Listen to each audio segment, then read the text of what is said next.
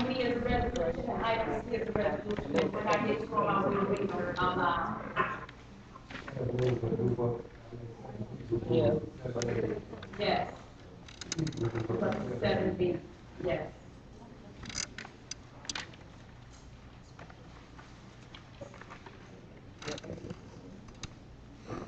I just got one request that I like to make sense of the payroll contribution. We can't hear you. I just like to indicate on the first, I just like to indicate up on the first, item A, that should indicate 13,290.25.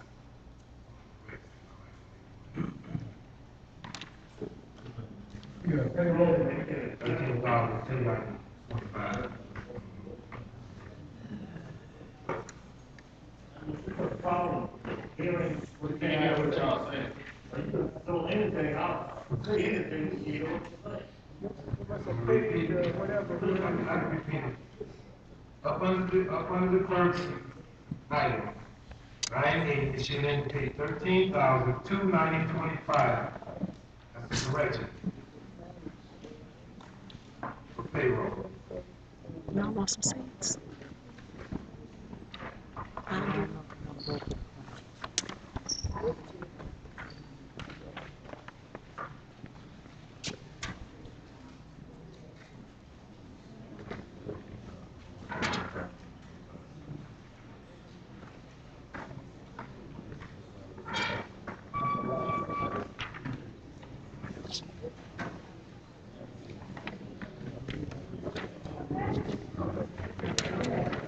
Board back have a motion. I'd like to make a motion that we approve the agenda with So I need to have anything you'd like to add or, subtract from the agenda?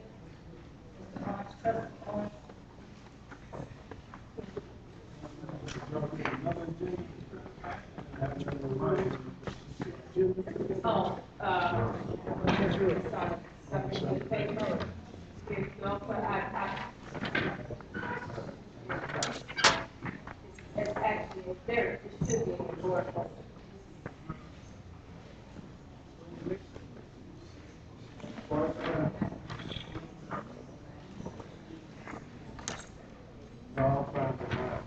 Okay, 1 second, please.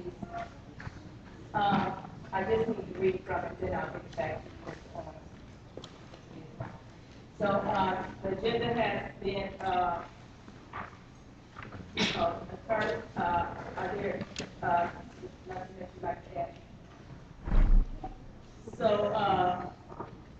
has it been moved? I'd like to make a motion that we approve the agenda with all the necessary deletions and additions. It's been moved and supported? All in favor of the motion, say aye. Aye. All opposed? Motion carries. Okay. Down to item number 6, minutes. We don't have any minutes to approve or disapprove. So, we will go down to item number 7, the supervisor. Okay, 7A. Madam Chairman, we don't have minutes that were passed out of special meeting. But, excuse me, can you read it to us? You don't know what it is. I'm gonna read it. I was answering, trustee Yeah, Thurman's okay, question. has to fit. The clerk did not prepare that for us to approve this. Oh, but they were passed out. Yes. Okay. It was passed out of special meeting. That's why, oh, I got it.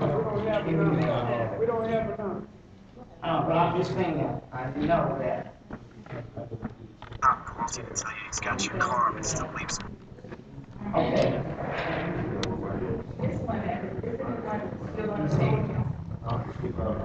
So we're not, my question is, I would have those minutes ready.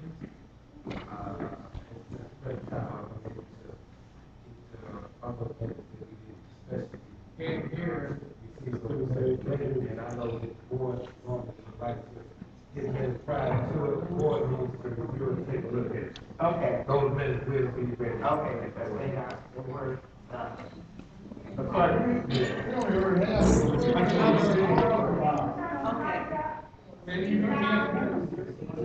I was just discussing the minutes from the previous meeting that was given at a special meeting, but none of the other counties have a copy of it, so they're not gonna approve it at this meeting. They're gonna make us put that one at the next regular meeting. I was just told. That was my question. Heard the question, didn't get an answer.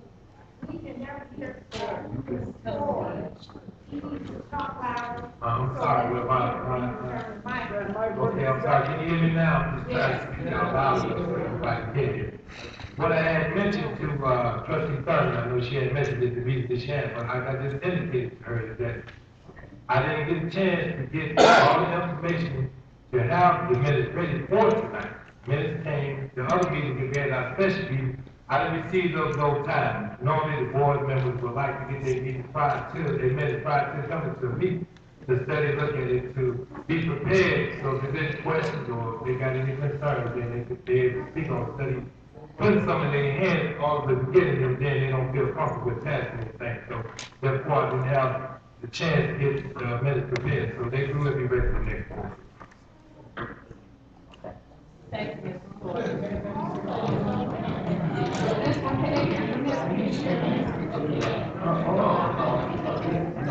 Okay, item number 7, the supervisor. 7A. I'm going to read this. This is a very long one, but I'll read it, and then I'll also read the resolution.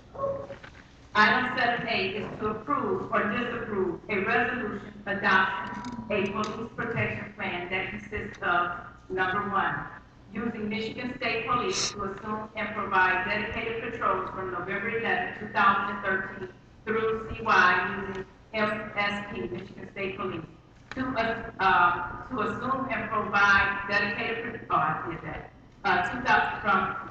year 2014. Number 2, use the proceeds of the Special Assessment Policy Levy, Resolution 12-007, to pay past indebtedness to Oakland County Sheriff and the General Fund loan. Number 3, place net proceeds into a dedicated reserve for any costs that may arise in connection with the Michigan State Police Services and for future police protection services. And number 4, authorize the supervisor to appoint a subcommittee to the Board of Trustees to further develop the plan and determine the manner in which police protection will be provided to the township in the future and for other related purposes. So the resolution states, a resolution adopting a police protection plan for the Charter Township of Royal Oak. Whereas the Board of Trustees adopted resolution 2012-007 directing that a special assessment levy for police services as authorized by statute be adopted and implemented for 5 years beginning in 2012. And whereas the township has incurred expenses, some of which remain outstanding for police services in connection with the Oakland County Sheriff and may incur expenses in the future in connection with the Michigan State Police. And whereas the township desires to obtain a more permanent solution for police services and that a police protection plan is essential to its objectives. Now, therefore, be resolved that the township adopts a police protection plan that consists of, number 1, utilizing the Michigan State Police to assume and provide dedicated patrols in the township from November 11, 2013 through the year 2014.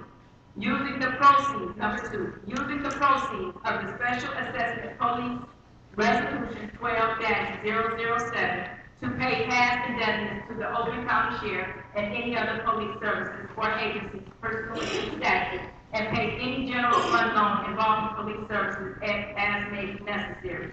Number 3, placing net proceeds into dedicated reserve for any costs that may arise in connection with the Michigan State Police Services and for future police protection services.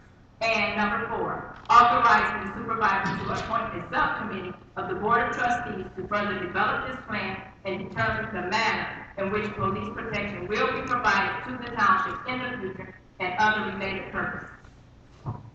Board, you've heard the motion, you've heard the resolution. Are there any questions? Yes, I have a question, Madam Supervisor. What costs could occur? Because as the lieutenant just stated that it wouldn't really cost the township at all. You said any cost that could arise, what could possibly, cause any cost to be? That would be after the year 2014, whatever the township decides to do, if we get Oakland County Sheriff back or whatever for the future. But I thought the resolution said specifically any costs that arise with the Michigan State Police Department. I can address that. Yes.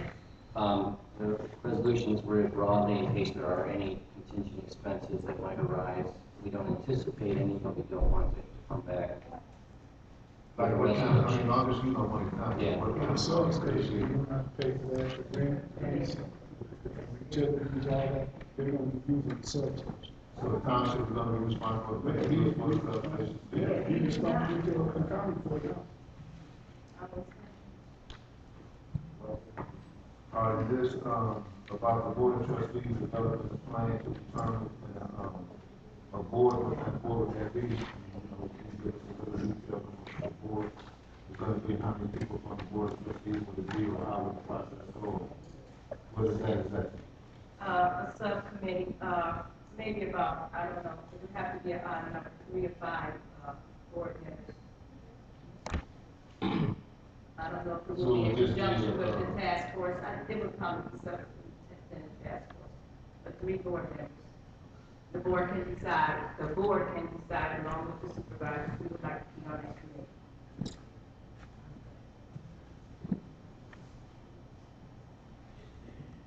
Any other questions, board members? May I have a motion? No, one question, this committee is gonna be solely, trustees? Yes. Yes.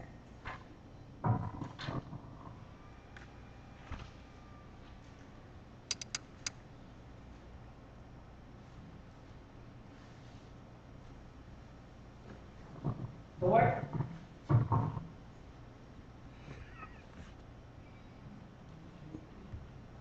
So I make a motion that we approve the resolution.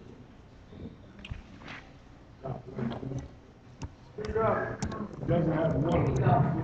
Yeah.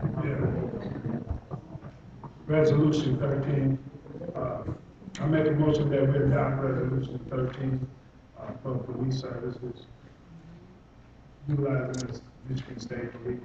The 3 numbers after that have to be put in once it's adopted. I think you should probably read the resolution adopting a police protection factor, the heading of it. Okay. Yes. I make a motion that we adopt the resolution adopting a police protection plan for the Charter Township of Royal. It's been moved. Support, I support it, support. It's been moved and supported. Trustee Ford. Roll call. Trustee Thurman? Yes. Ain't Clerk Floyd? Ain't that Clerk Floyd? Trustee Clerk, whatever. No. Supervisor Paul, Yes. trustee Ford, yes.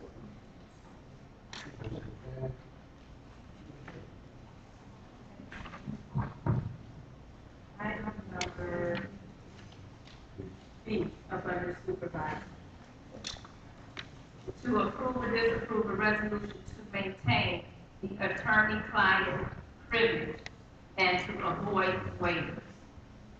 I will read the resolution. A resolution concerning the preservation of the attorney-client privilege for the Charter Township of Royal Oak.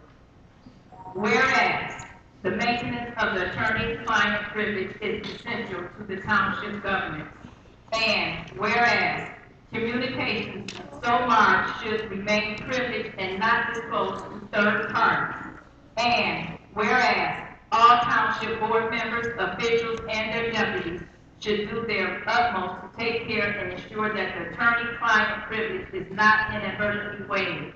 Now, therefore, be resolved that each township board member, official, and their deputies who receive anything marked attorney-client privilege shall maintain the attorney-client privilege and avoid waivers of said privilege to any unauthorized third parties.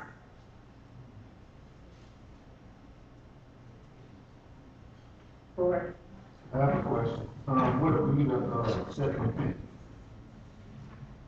Like if the attorney gives us an opinion that we don't agree with, or we think that we need another opinion, how would we go about doing that? I can address that. The scope of the resolution deals with attorney-client privilege in the matter of context of litigation and all other communications. If the lawyer for the township gives an opinion to the board, and that board, that opinion is privileged, then that can't be waived.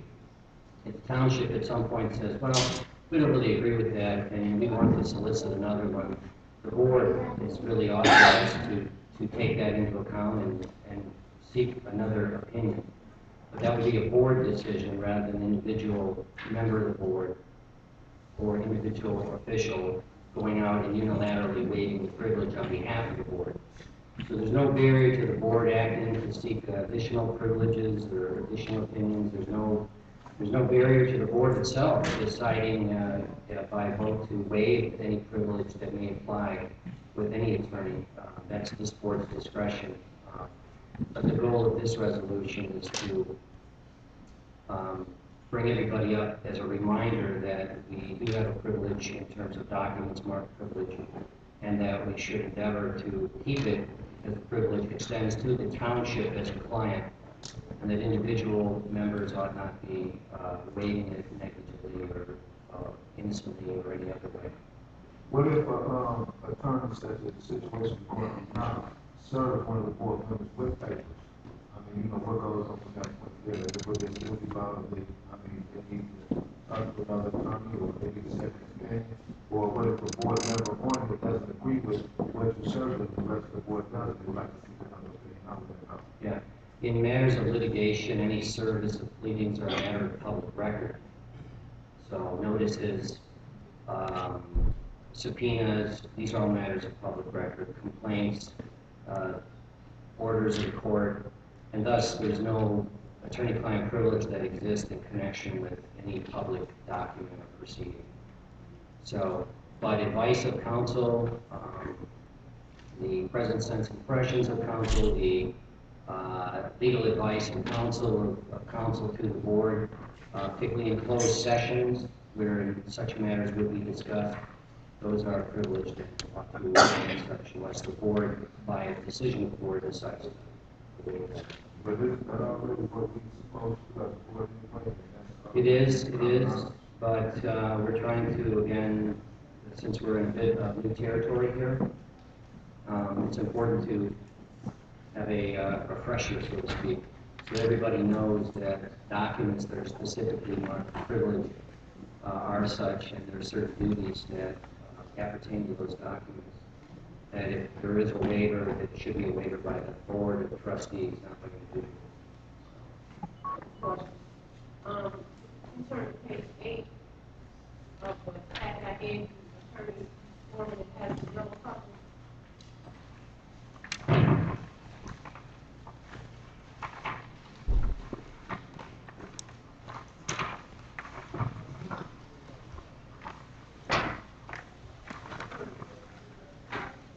So this is an attorney's opinion that I requested, because I want to make sure that legally we can continue to levy a tax on our residents, even though we have no costs. I don't understand if you're giving us an opinion and it does not involve pending litigation that could be of detriment to the township, and it does not involve an employee. Why is there a problem for the public to know what kind of opinion you're giving us? Because it is based on law, right? Why would this not be subject to a court? Or is it subject to a court? FOIA is a piece of information, meaning that I feel like because this affects the community, even though this document is not our privilege, because it affects the community should be able to see the opinion that you're giving us because they're paying you. Well, your question really has nothing to do with the resolution. This resolution, excuse me, this resolution pertains to documents so marked. This document is not marked. It's not, excuse me, it's not, you asked me a question, I'd like to answer that. It's not marked, and it's therefore not privileged, therefore it's able to be disseminated to whomsoever anyone wishes to have it. So, there's not an issue with this document number 8, and disclosure to the public or anyone. My point is, in the future, you could mark every document as privileged, even something like this, and you could not be able to make the residents aware of what you're basing your opinion on, even in this document. It doesn't mention which law you're quoting, and I've asked, what law are you quoting, to tell us that we can continue to collect this tax, even though we aren't incurring the cost. So I'm just wanting to know, what would be the harm, even if this document had been marked privileged, in letting the residents know about your opinion? Well, the harm is that no one individual has the authority to waive the privilege. That's the harm. This is a board decision. The corporation is the board, not me, not you, not anyone here individually. So, I'm sorry, but that's the way the rules Attorney are. Morgan, I've seen in our package, we did get an opinion from the attorney regarding that police fund. But it can be, your question is, can we still use the tax money for police? No, that's not my point, but I'll repeat this fine.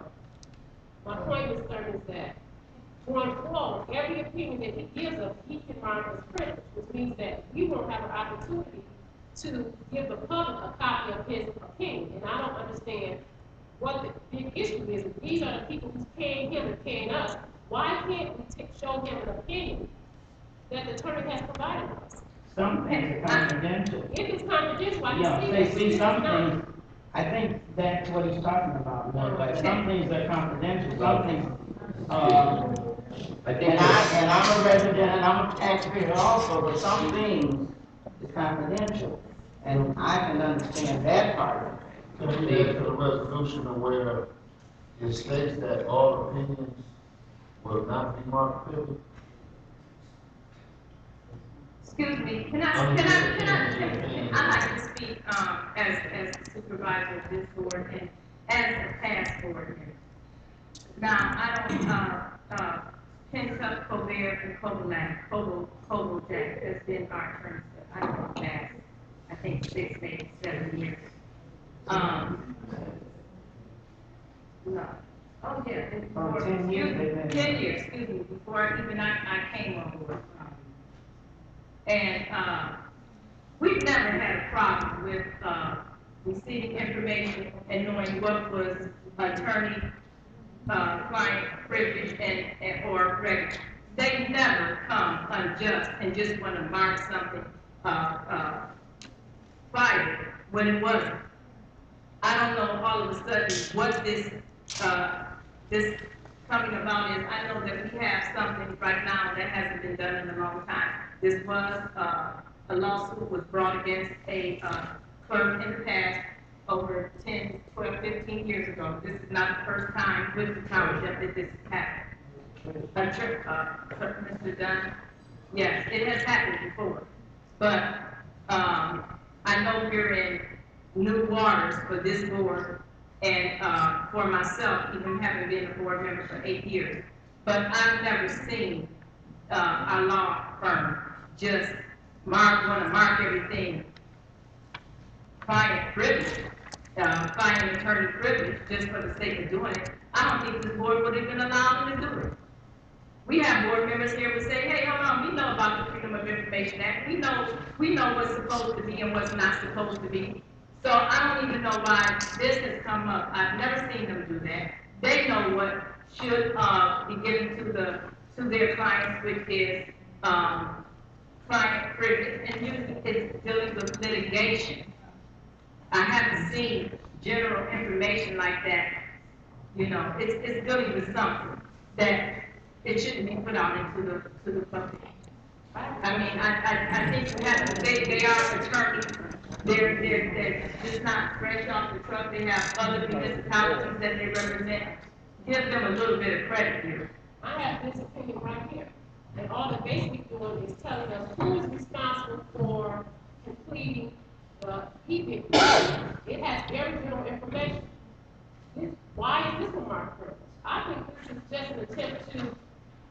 us let the public know what's going on. Why is this a market privilege? It has very general information, Supervisor. There's nothing confidential in there. It's just being based on law. Who is responsible for completing the e-bid report? So why is that a market privilege? I did not,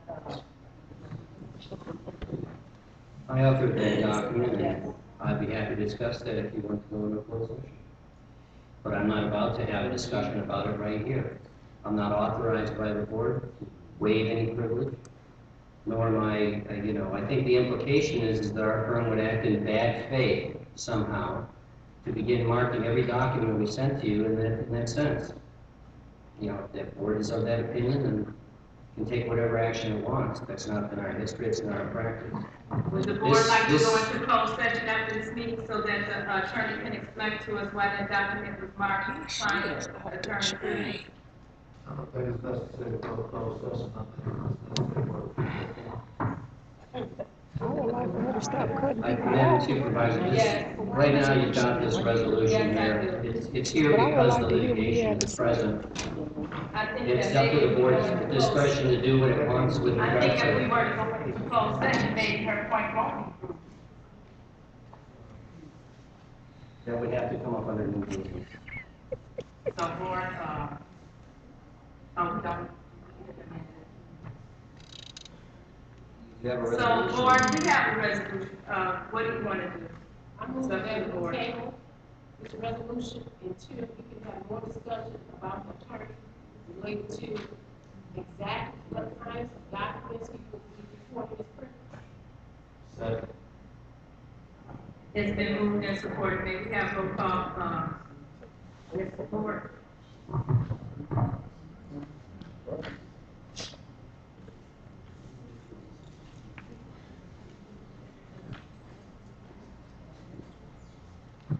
Trustee Thurman? No, because I believe we need to have a closed session so we can get our heads together. to clear the table. I'm saying, I'm stating why I'm voting the way I'm voting. Trustee Harvey, Yes. trustee Owens. Trustee Reed, Yes. Supervisor Paul, No. Ford.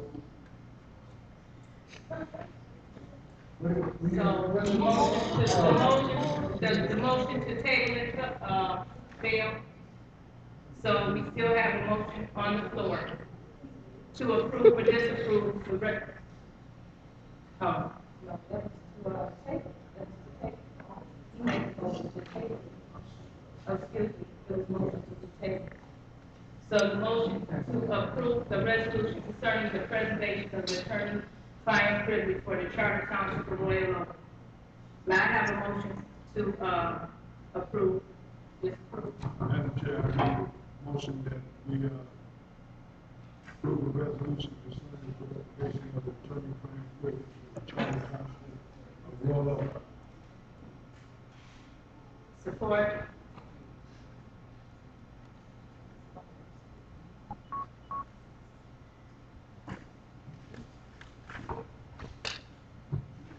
It's been, moved, support? Is it support?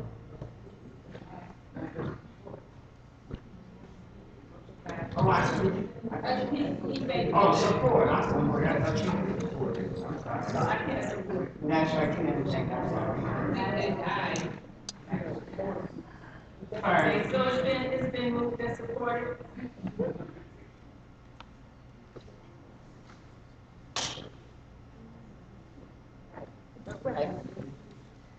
Trustee Ford. Trustee Thurman, Yes.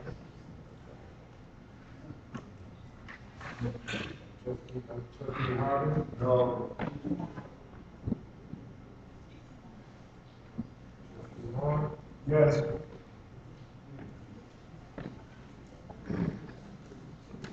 trustee Reed,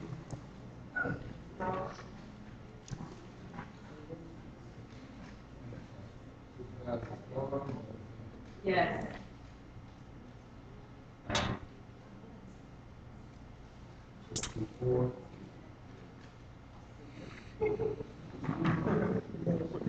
Motion carries.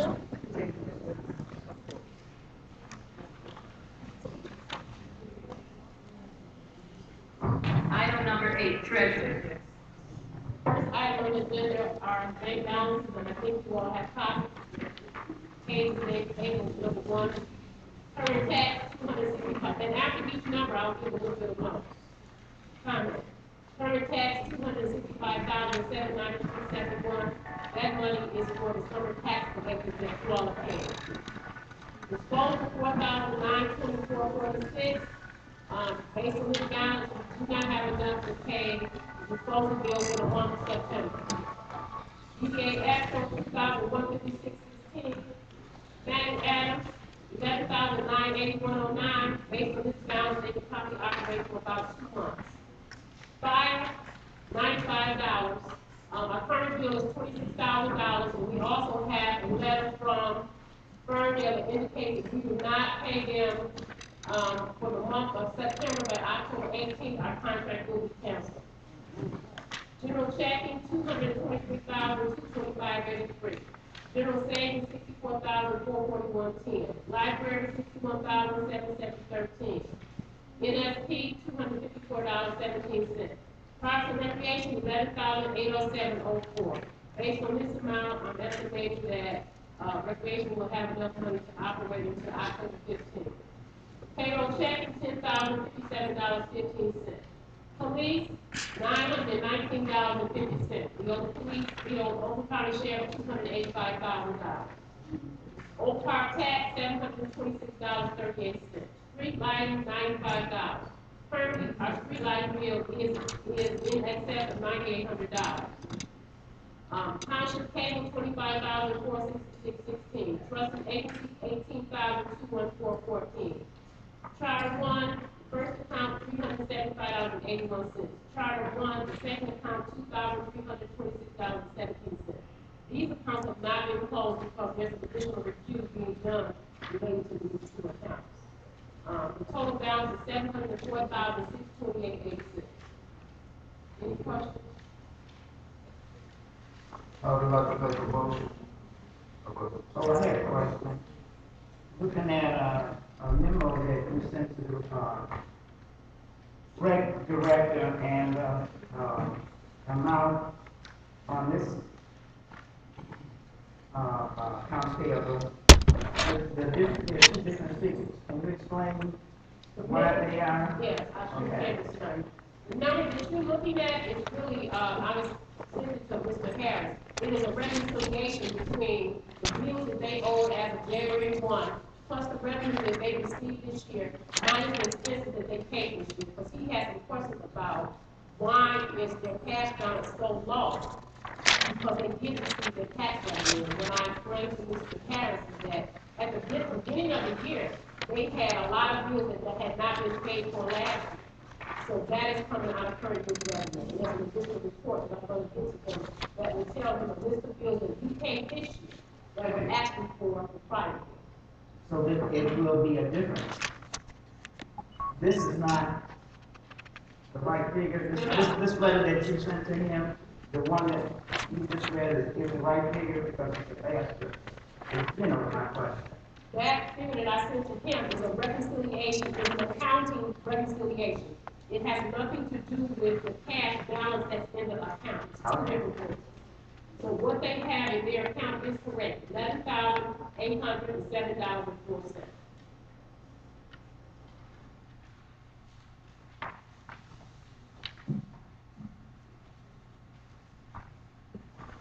The $11,000 is what's in the bank account.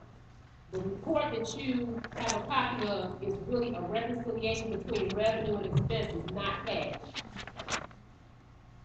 But you still state that they can only operate for another month and a half. Yeah, based on $11,000, that's all we have in the bank. Okay, but that's why, looking at this account, the bank balances, and this memo that you sent to the director, the figures were totally different, and that's why I got that question. Because one is cash, and another one is an accounting number. Okay, I see the itemized expenditures that you have in this report, okay? Okay. I got a question. Did we receive any additional money for the month of September into our accounts? Into which account are you asking about specifically? I'm thinking that, thought it was supposed to have revenue sharing.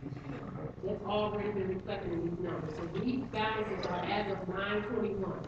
We haven't received any revenue sharing for the month of September. The next time you receive a revenue sharing payment is as listed on here, on October 31st. Do you know how much it was? I want to say it was $65,000. I can't say that, I didn't speak to, and this is on someone, one of the trustees, but I'll, skip ahead if you don't mind. I did speak to OCAR today for our 2 meal, and it will be in our account tomorrow. That's 35,000, and in the following week, not next week, maybe about another 10 days, there'll be an additional 12,000. And also, as of today, our EVIP, our revenue sharing was complete. Tomorrow, I will sign the documents and we will get them off. And at the end of October, we will have an additional 75,000.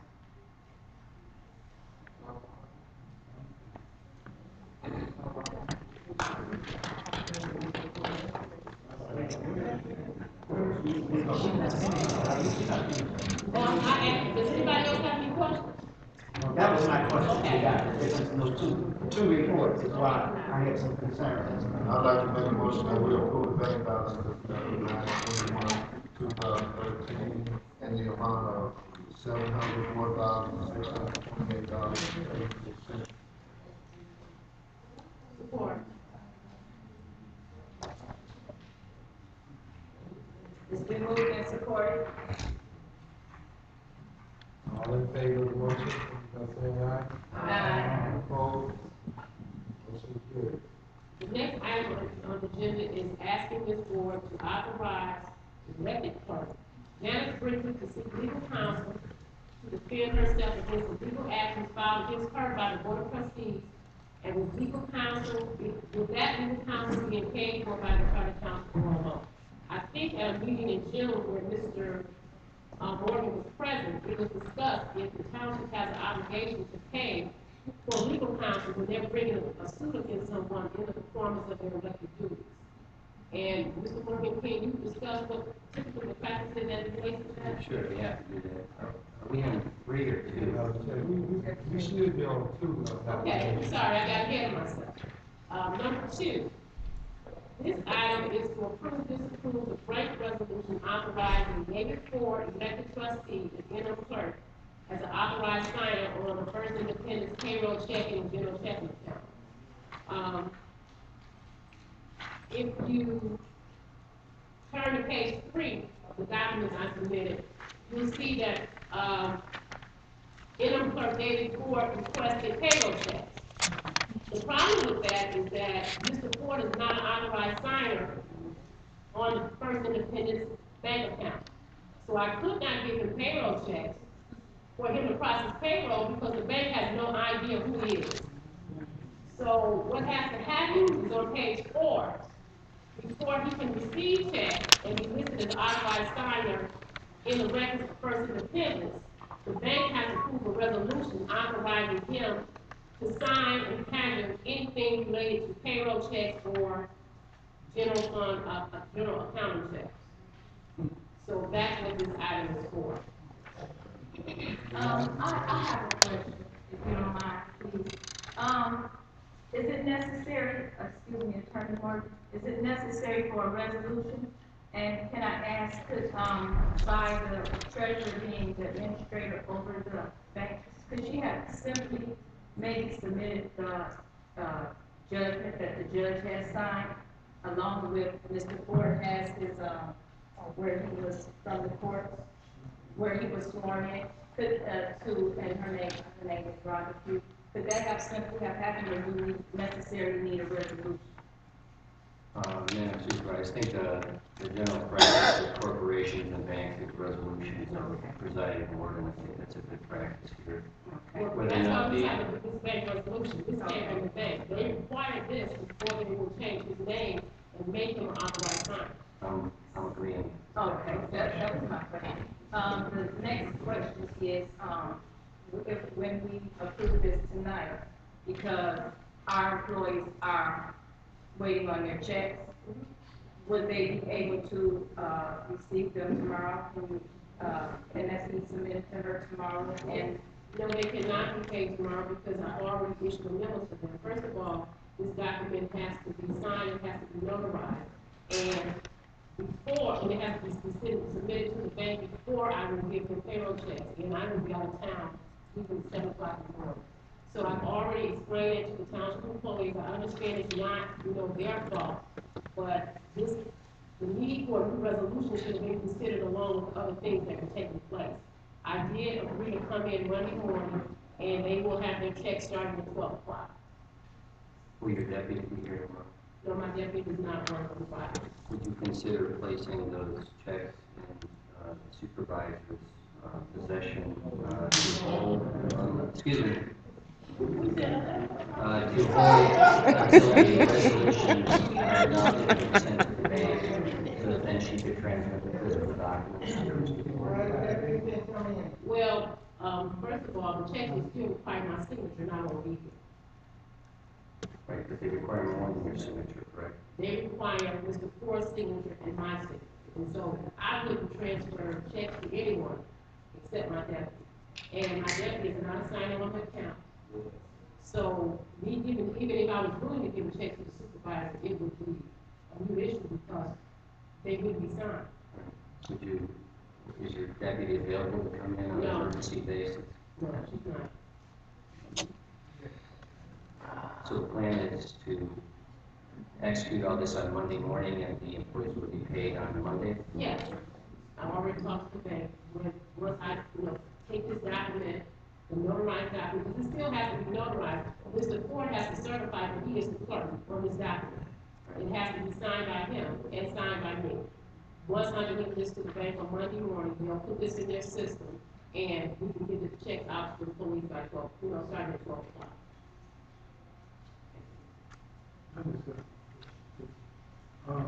Seeing that people need their checks, were you aware that this resolution had to be done before that? I mean, that we could have got this done before the payroll date?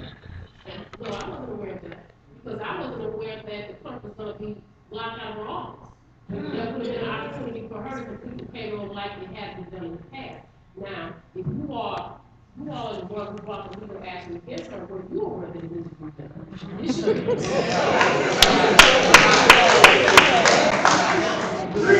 Madam Chair, yes. I think it's important to correct some misstatements Yes, here. it is. Ms. Brinkley is not locked out of her Thank office. you. No, she is not. No, she is not. Number two, She is not locked out of her office. Number two, Ms. Brinkley is not removed despite her protestations to the contrary. The order of the court cannot and does not remove an elected official. Thank you. You have to read the order to know that. This is, and I indicated, I sent Ms. Brinkley an email today stating it was in fact her duty to execute these payroll and it was not optional. And I am not, it obviously didn't get done, so that just shows the problems here with litigation. So Mr. Ford is going to have to step up and do what he's got to do. And I don't think Ms. Reeves was aware, and I don't think anyone was aware of the banking requirements. We're just trying to deal with this as it comes. But this payroll should have been done by the clerk who had authority, and it wasn't. So that's our sort of legal opinion.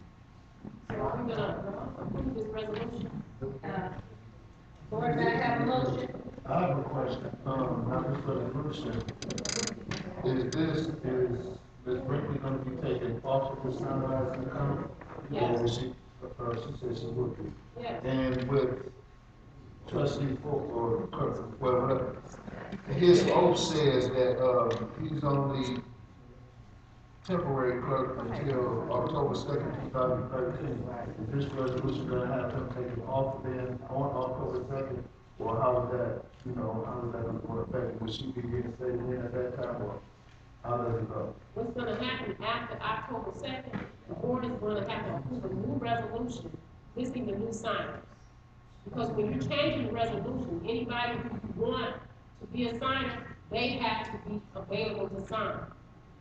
So since Mrs. Brinkley has been removed from her office, she wasn't available to sign. So when Mr. Ford's term is up, after October 2nd, we will have another meeting. I'll bring a new resolution, and whoever the signers are going to be will have to sign, and we'll have to approve the new resolution. Madam Chairman, if I might address the legal questions presented. There's a temporary restraining order issued by the judge. It's effective until the hearing on the permanent injunction, which is the date you mentioned. At that time, the court will make a decision one way or the other as to whether to continue the authorization of the interim clerk or not. And the parties will have an opportunity to present all their views at that time. Depending on what the court does, then this body may have to have additional resolutions or may not. So it's hard to say at this time what will happen. But the reason that Mr. Ford's tenure is temporary is only because his authority arises under the order of the court and nothing more. So. Thank you, Attorney. So, we have a motion. I'd like to make a motion that we approve the resolution authorizing David Ford, the elected trustee and interim clerk as an authorized signer for a person to be in. It's been moved and supported. Harden? Yes.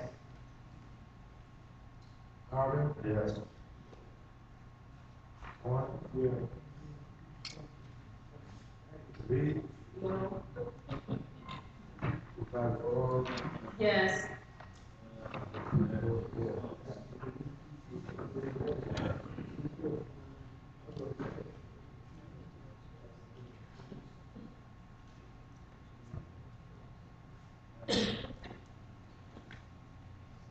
Motion carries. Okay. Next item is to approve authorizing the elected clerk, Janice Brinkley, to seek legal counsel to defend herself against the legal actions filed against her by the board of trustees and with the legal counsel being paid for by the Charter Township. Mr. Martin, can you speak to what typically happens in cases like this? Sure, I'd be happy to do that. As I mentioned last time, the usual practice is that when there's a division among a board like this and lawsuits are filed, that one of two things happens. First, the board itself authorizes the payment of legal fees incurred by the defendant, in this case would be Janice Brinkley. The other option is the board waits and sees whether or not the legal counsel retained by Ms. Brinkley at the TRO hearing coming up can make a persuasive argument to the court based on the merits or non-merits of the case that he or she should be paid. In that case, the court would order it one way or the other. So the law does not compel it or require it. It's a discretionary matter. It's up to this body how it wants to proceed. Those are really the only two options. No, yes, or let the court make the decision. Attorney Morgan, at the last time this was brought up, you provided a document that said if legal action was brought against elected clerk Brinkley, then your firm would be paid $90 an hour. Have you guys decided to waive that? You wish to discuss our fees on litigation in the open forum? Is that what you're doing here? We have a contract with the township that was adopted by this board. If this board does not want to proceed in that direction, I suggest you make a motion instead of being argumentative here. So that's your deal. You know, if you're not satisfied with it, that's fine. That's your prerogative. No. Excuse me, let me finish. But if you think that maybe our firm is overcharging or even undercharging, at $90 an hour to defend this high-level litigation against the clerk, I suggest you make a motion to change that or to modify it. But the answer is no, we're not waiving our fees, we're not setting our fees aside, we're not working pro bono, we're not working for free. We have a contract with the township, and we provide legal services to the contract pursuant to that contract, well over and above the contract, so. And so, the reason I'm asking that question. Yeah, I'd like to know the reason you're asking that Because question. I think I have a right as a trustee, a member of this board, and as a resident, to know if we want to be responsible for paying you $90 an hour, but we don't want to pay for the clerk's account. Secondly, at the meeting held this past Saturday, it was added to the resolution that your firm would not be paid. And when we asked Supervisor Squall if she was aware of there being any additional cost to bring this action against Clerk Brinkley, she indicated her understanding was that there would not be an additional fee. So you're telling me we are going to be charged? Our rate, we have an agreement, and that agreement stands and covers this litigation. There's no special litigation fees. So, Is that what you're saying? so you won't be charging us $90 an hour? We charge, I think we're on a flat retainer. Okay. We're on a flat retainer, so if we do nothing, we get paid. If we do 100 hours a week, we get paid. If we answer everything, we answer nothing, we get paid. So I'm just asking because what you provided earlier said there's an additional $90 an hour. I just want to be clear. I'm not sure what you're talking about in terms of the letter I provided, so. There is a, She's saying back when it was voted down back. The township's lawsuit against Oak Park in terms of the court fees is on a separate arrangement, but not this one. This letter here.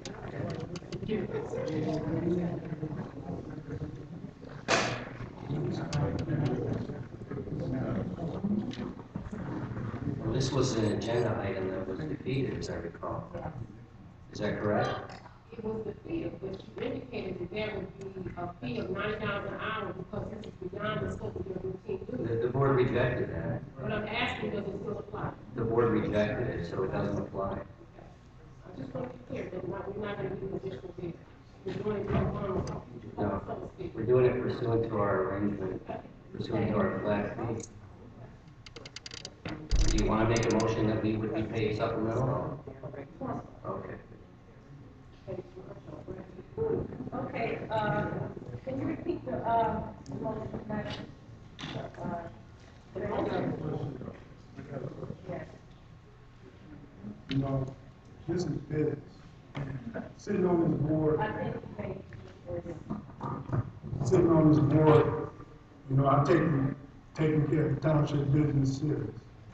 This board passed 3 resolutions, and we asked Clerk Brinkley to, you know, implement those resolutions, and she did, would not. You know, me personally, I want to know what was her reason for not doing her job?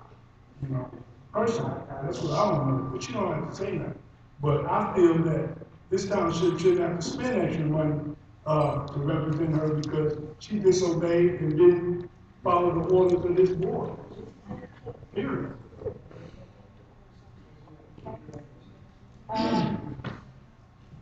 I move to approve authorizing elected clerk Janet Brinkley to seek legal counsel to defend herself against the legal actions filed against her by the Board of Trustees, and that the legal counsel being paid for by the Charter Township of Royal Oak.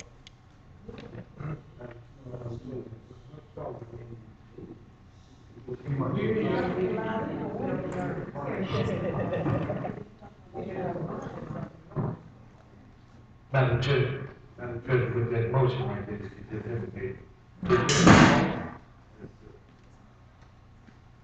What the numbers would be?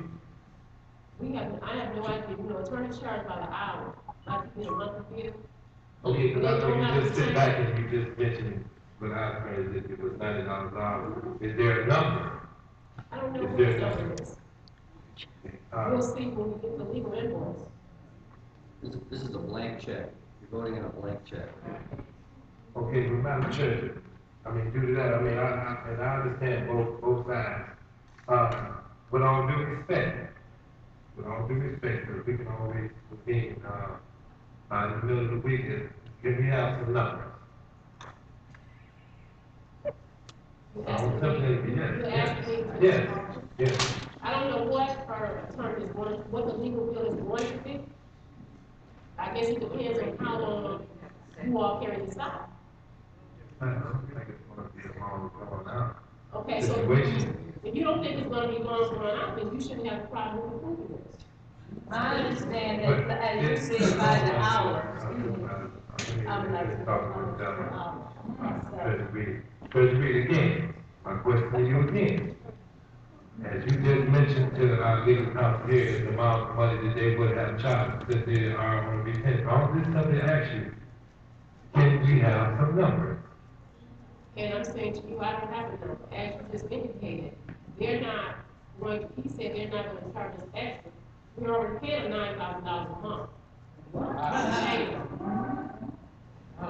This, I can't tell you what her legal fee is going to be, her legal bill, but I think if we're suing her, we have an obligation to pay for an attorney so she can defend herself.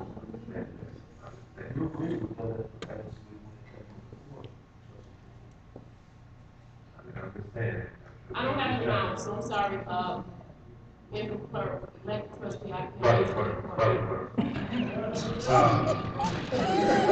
I'd like to, well, just the, I pretty much understand, Treasury, and you, well, Okay, so board, there's a motion on the table. Has the motion been made? Second. It's been moved and supported, the motion was, motion by Reeves and supported by Hart. Okay, Mr. Ford, roll call, please. Brother, roll call.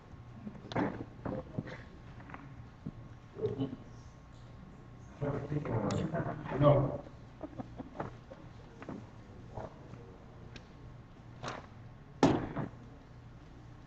President Lee, Yeah,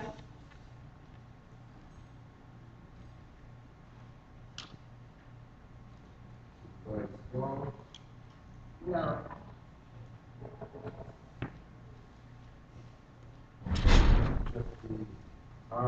Yes.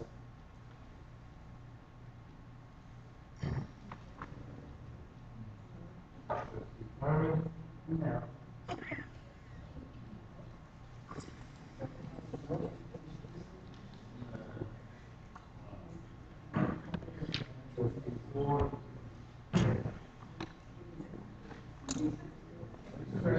Say yes.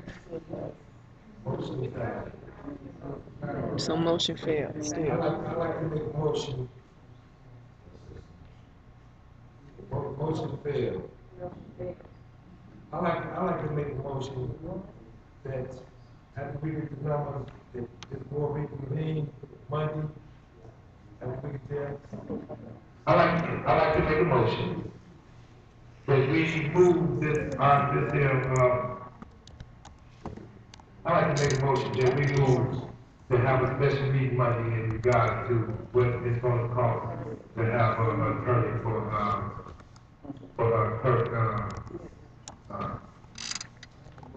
Briefly.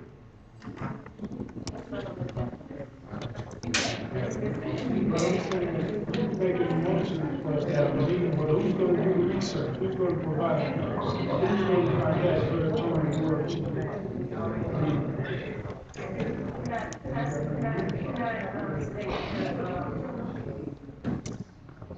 Attorney, Martin, did you not say if she needed an attorney and the judge decided that the township paid for it, that we would have to pay for it? Is that what you said? It may not. Ms. Brinkley gave me, a person here handed me a card of an attorney that, Ms. Brinkley is apparently either retained or is about to retain, I don't know. I asked before the meeting began whether this person, Jihan Rentrop, is in the audience, and I received no response. So I'm advised that no such legal counsel is present. you know, if Ms. Brinkley does appear at the hearing coming up, and if this lawyer or any lawyer does appear, I have no doubt they'll ask the court for that exact relief. And the judge will make a decision at that point, or the judge will decide what amount. General fund from the supervisor's department, $77.17. General administration, total $563.45. Attorney fees, $1,850.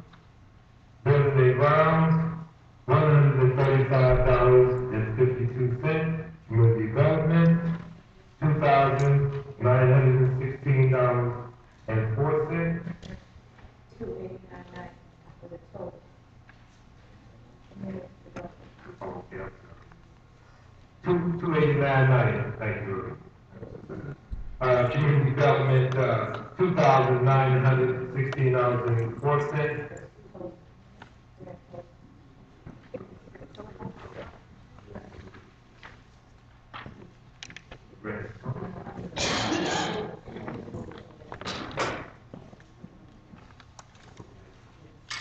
Okay, fund total is $2,916.04. Single account, $117.73. Park and Rec, $2,014.51. Library fund, $968.16, for a grand total of $6,016.44. Question, before. You passed on the second report that says the edit list of invoices, and it says they're on hold. That was the first account payable, that is true, that you looked at. That was the first, that's what's on hold, account payable, that's on hold. I don't know what check that's been ran, but that's what's on hold. So these on hold means that they haven't been approved. They have been approved, they just on hold. They've been approved at the previous board Yes. meeting. He said they've been approved at the previous board meeting. Well, these are invoices. So they're not doing work.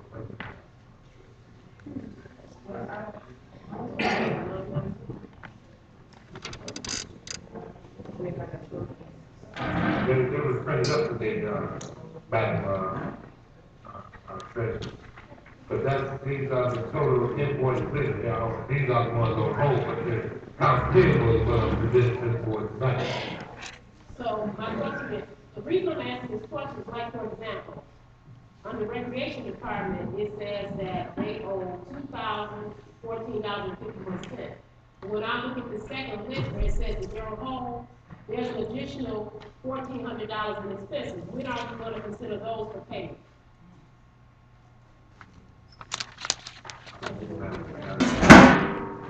If you understand that, these concerns are just coming up, that you're looking at the board as well to sit down and understand the process, and I'm telling you, go, because again, this is not something that wait a minute, let me talk. This is something that I was going to this board, okay, I'm doing my best, okay? So if there's some concerns, then, that you see on there, then I need to know about it, okay? So we need to sit down, so there's some bills or some bills that have to pay, so we should see what's going on. So that we are both not, if you just put this, there's some things on here that need to be taken or not. I understand this is both. Madam Chair, can we make a motion? Okay. Okay. Second, to the availability of funds. So I move that we approve the edit list of invoices. And it has a total of $853,566.18. The one that needs to be deleted from that is the Oakland County Treasurer, because they've already been paid for one of our tax money. In addition to that, I'm approving the list for $6,016.44 based on the availability of funds. Support. It's been moved and supported.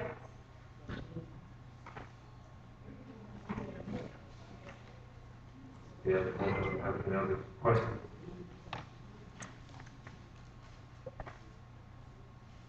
Trustee Turner? Yes. Trustee Harvey? Yes. Trustee Moore? Yes. Trustee Reed? Yes. Supervisor Vaughn? Yes. Trustee Ford, yes.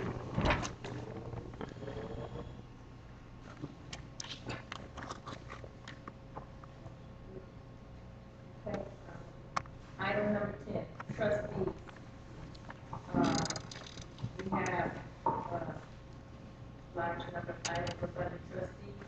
So, I believe these were put on by, 2 trustees. I don't know, Mr. Ford, were you involved?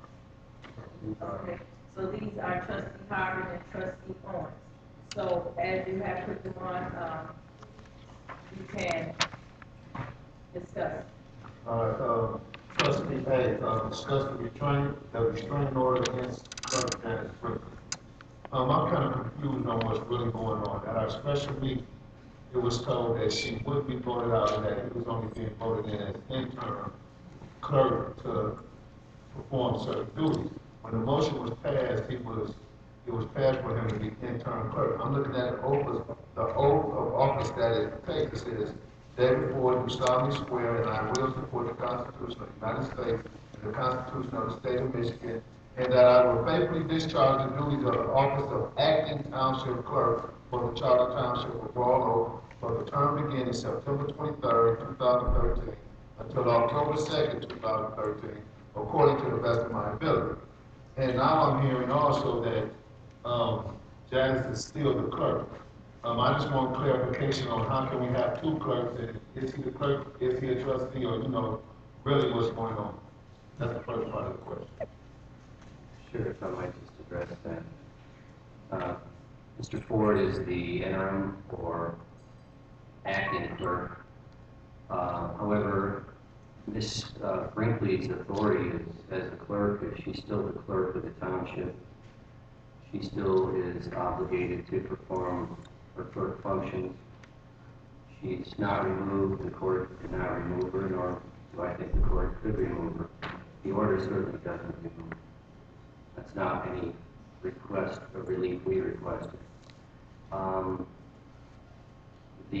My best understanding is that Ms. Brinkley is still, to the extent she is willing to perform functions for whatever reason or not willing to perform them, that during this period it's pretty much up to her. To the extent she doesn't perform her non-ministerial or non-discretionary duties, Mr. Ford is fully authorized to perform those duties. So that's my... So we have 2 clerks. No, you have a clerk and you have an interim clerk appointed by court for the purpose of performing those functions which your clerk refuses to perform. This says acting township, I'm not arguing with y'all, just get clarification. This says acting township clerk, so this is not a legal document? That's a legal document, but the characterization of Mr. Ford's status, whether it's called acting or interim, his authority is solely dependent on the order of the court. The height and breadth of it is controlled by that, not by the oath of office or the document which was statutorily required to perform those functions. So in a resolution performed, maybe I misunderstood, but does it state what duties is his and what duties is hers? It doesn't, because Ms. Brinkley, clerk, retains all of her duties. The question is, which will she perform? And to the extent that is fluid and seems to be changing every day, in terms of the number going down to 0, Mr. Ford is authorized to step up. Well, I have a question, Perform whatever because function she does not perform. that was the understanding that we were up under too, and that's why I'm confused now, because when the clerk came up here Monday, the lots were already changed, and it was an interim clerk. Now, with her not having legal counsel at that time, what steps was she supposed to take at that point when she came here and did not have access to her office, and it was already an interim clerk there when it was kind of described that certain duties of hers would be taken from her. Well, I think your question assumes facts, not in evidence, so to speak, that, my understanding about the keys was that there was an effort to make a duplicate key, but they was not able to do that for Mr. Ford, so Mr. Ford could have We're gonna access. address that in my next part of my question. Okay, so, you know, my understanding is nobody was locked out of anybody's office. Ms. Brinkley has in the past not responded by providing our office any legal advice or opinions concerning her position. She's simply maintained them on her own accord, or at least she's never disclosed to us any lawyer that she's retained to provide her with any legal advice. So I can't address what her motive or rationale or opinion might be. But as I've explained to you and the board doesn't replace her. If she's willing to perform functions, she should perform. She's not willing to do so, and Mr. Ford will perform them. Okay, so clarification, she is still our clerk. She's still the clerk. And so he is a trustee doing what she did not do. Well, will not do, cannot do, isn't going to do, right?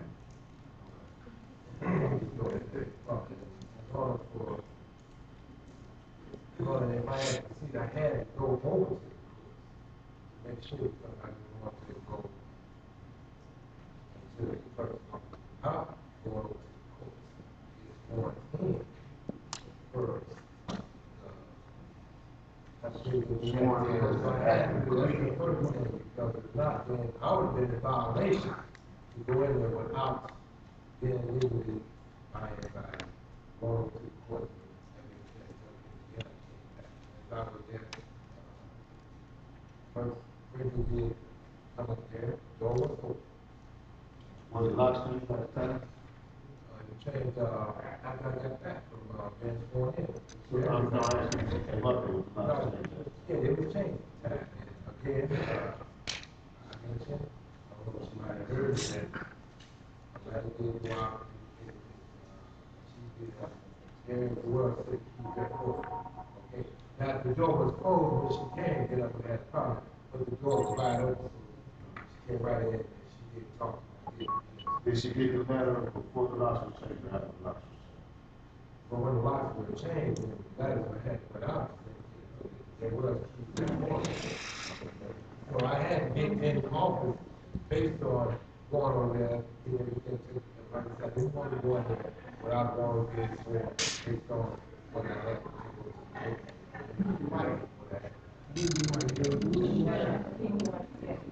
I have a question. Can you tell me why Mr. Ford did not wait until Clerk Brinkley came to the office and simply went with her to the locksmith and had a duplicate made of her key? I was gonna bring that up.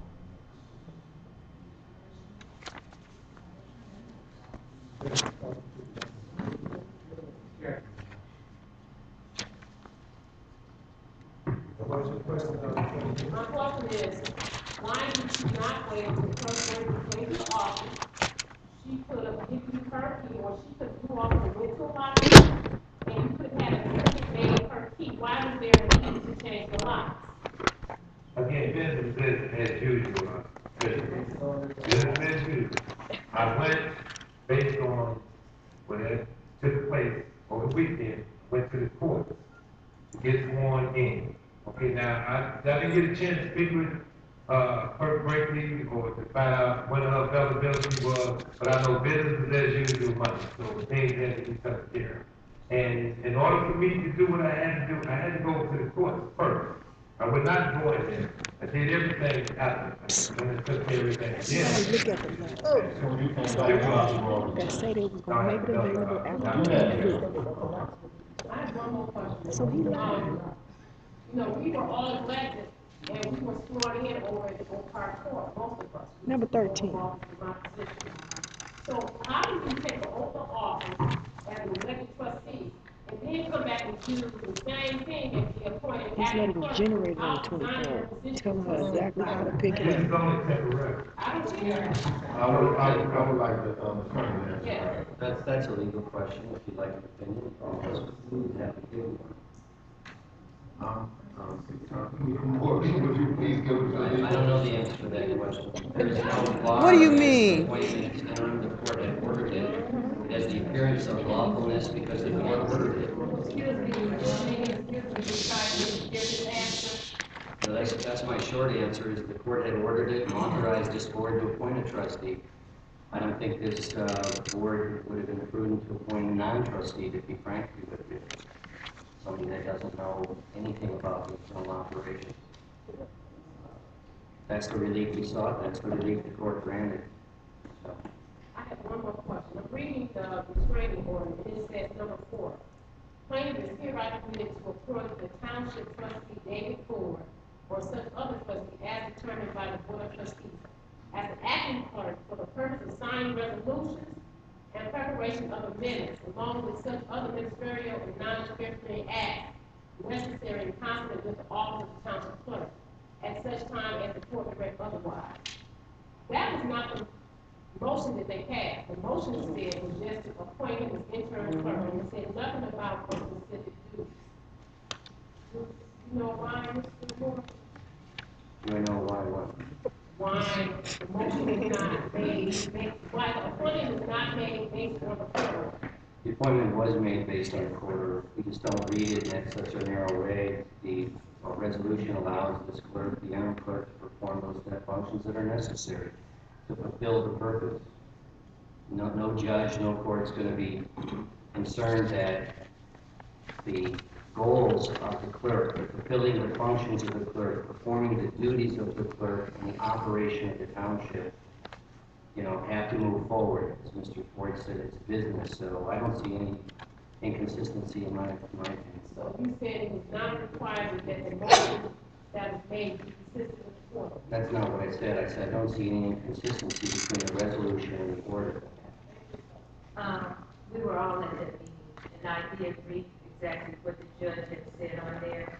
Every board member here knows that that was read, and just because I believe whoever made the motion did not read it back directly like that, it was read prior to that. Mrs. Reed. Well, I did confirm with April, who was the attorney there. I asked her to read what the motion said, and she repeated exactly what I said, which did not add any stipulations as to what he was going to be doing. It just said to make him doing the work. But Attorney Morgan, thank you. Attorney Morgan, this was written and signed by Judge Martha Anderson. Am I correct? This is not just anybody signing this restraining order. This was written and signed by Judge Martha Anderson at the Oakland County Circuit Court. This is not anybody writing this and signing this. This was written and signed by Judge Martha Anderson. So not anyone else. Yes. I just want to say something about the locks being changed. I mean, we got a problem right now with our people not being paid. And they're not, as it stands right now, they're not going to get their checks till Monday. Maybe Tuesday. And I think that it was needful to be able to get into the office. And so that they could have access to do things they need to do so that our operation, right now, our operation is in the tailspin. I mean, he said he went and got some money, came back, called the locksmith, and nobody still was there. What time was that, Trustee Ford, that you called the locksmith?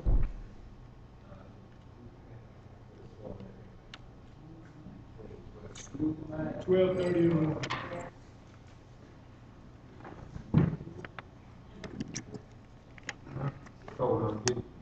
Okay, to discuss the change of locks and locksmith, why were they changed, how were they changed, and everything else. We have discussed it in something, but I have a question about Deputy Clerk Marie Reynolds. Her locks was also changed. She wasn't mentioned at all in the motion. Or so, is she still Deputy Clerk, or what's her position? Why was her locks changed? And again, I would just like to ask, we were told at that meeting Saturday, nobody locks will be changed. It was brought up then that Trustee Owens had a concern that Clerk Brinkley would not give him the keys, would not give him because he said she never gave us anything else, which I don't agree with. But also, when the locks, instantly, they never, to my knowledge, I haven't heard anybody say that they even asked her for the keys. Or Treasurer Reeves just made a point. Why didn't he wait to get the keys from her, go up, to the place where we got the locks done, where we could get duplicates made instead of paying, I don't have to invoice that, but I believe it was over $200 to change all of the locks that was there. Was not true. I believe it was $219. If I could look at it and bring it up. Yeah, so what's not true? Still too much. Oh, okay, it was $215. Why they got to have that much? $100 to get the locks and squares and such diameter money, as everybody up here already knows. A couple more minutes, what was so dire at that time, so that everything had to be done at that time, where we couldn't wait 10, 15, 20 minutes, or even give the clerk, which was still an acting clerk, as so stated by the attorney, time enough to call and just ask her for her keys. You know, why do we have to go do that? And what company is this that changed the locks? And I thought any funds that the township pay out with bills were subject to be approved by the board. And this, and I'm talking still, and this invoice, Mr. Ford said he authorized it to sign by Donna Squaws. So, I mean, by these Squaws, a receipt. So I just want some clarification on what happened there with the locks and why would they change it, why was hers changed also. And like, see, I'm still asking my question. And like Treasurer Reeves also said, why Clerk Brinkley wasn't asked for her keys, and where she could come up in a hostile. Now maybe, you know, I'm just looking at that, but if I come up here and I get voted out of office like it appeared to be, even though the legal, if you're not a lawyer, you wouldn't understand. That's why I'm asking for clarification also now. And I come to work the next day, the locks are changed, there's people in my office doing whatever they want to do. And my deputy clerk is also locked out. Just me being a trustee, so even though I've been asking for my key for months, and I still haven't had one to my office up there. I mean, no, I would assume I was out also. And so, you know, I just really want to know what happened with that. And since the citizens were assured that the locks would not be changed, what effort was to make for to get the keys from her to make it? Now, can I ask, excuse me, I can ask the question as to why I signed. Because when the gentleman got through changing the locks, Mr. Ford was outside on a cigarette break. And he brought the keys, gave them to me, and I signed the receipt. That's why my signature is on here. I don't think you answered the question. I want to say something. On Monday, the business hours of the clerk is from what time to what time, Patrick? Okay, you don't know that. Right. Okay, it's supposed to be from 9 to. Okay. Okay. It's supposed to be 8. If she wanted to come open that up for Trustee Ford, she would have came and opened that up. She didn't come. He said at 12:30, she still wasn't there. What were we supposed to do from 9 to 12:30? Wait on the clerk? I'm just asking. What time did you get there, Mr. Porter said? Well, I come early, but I didn't go until the office. No, I said, what time did you get back? So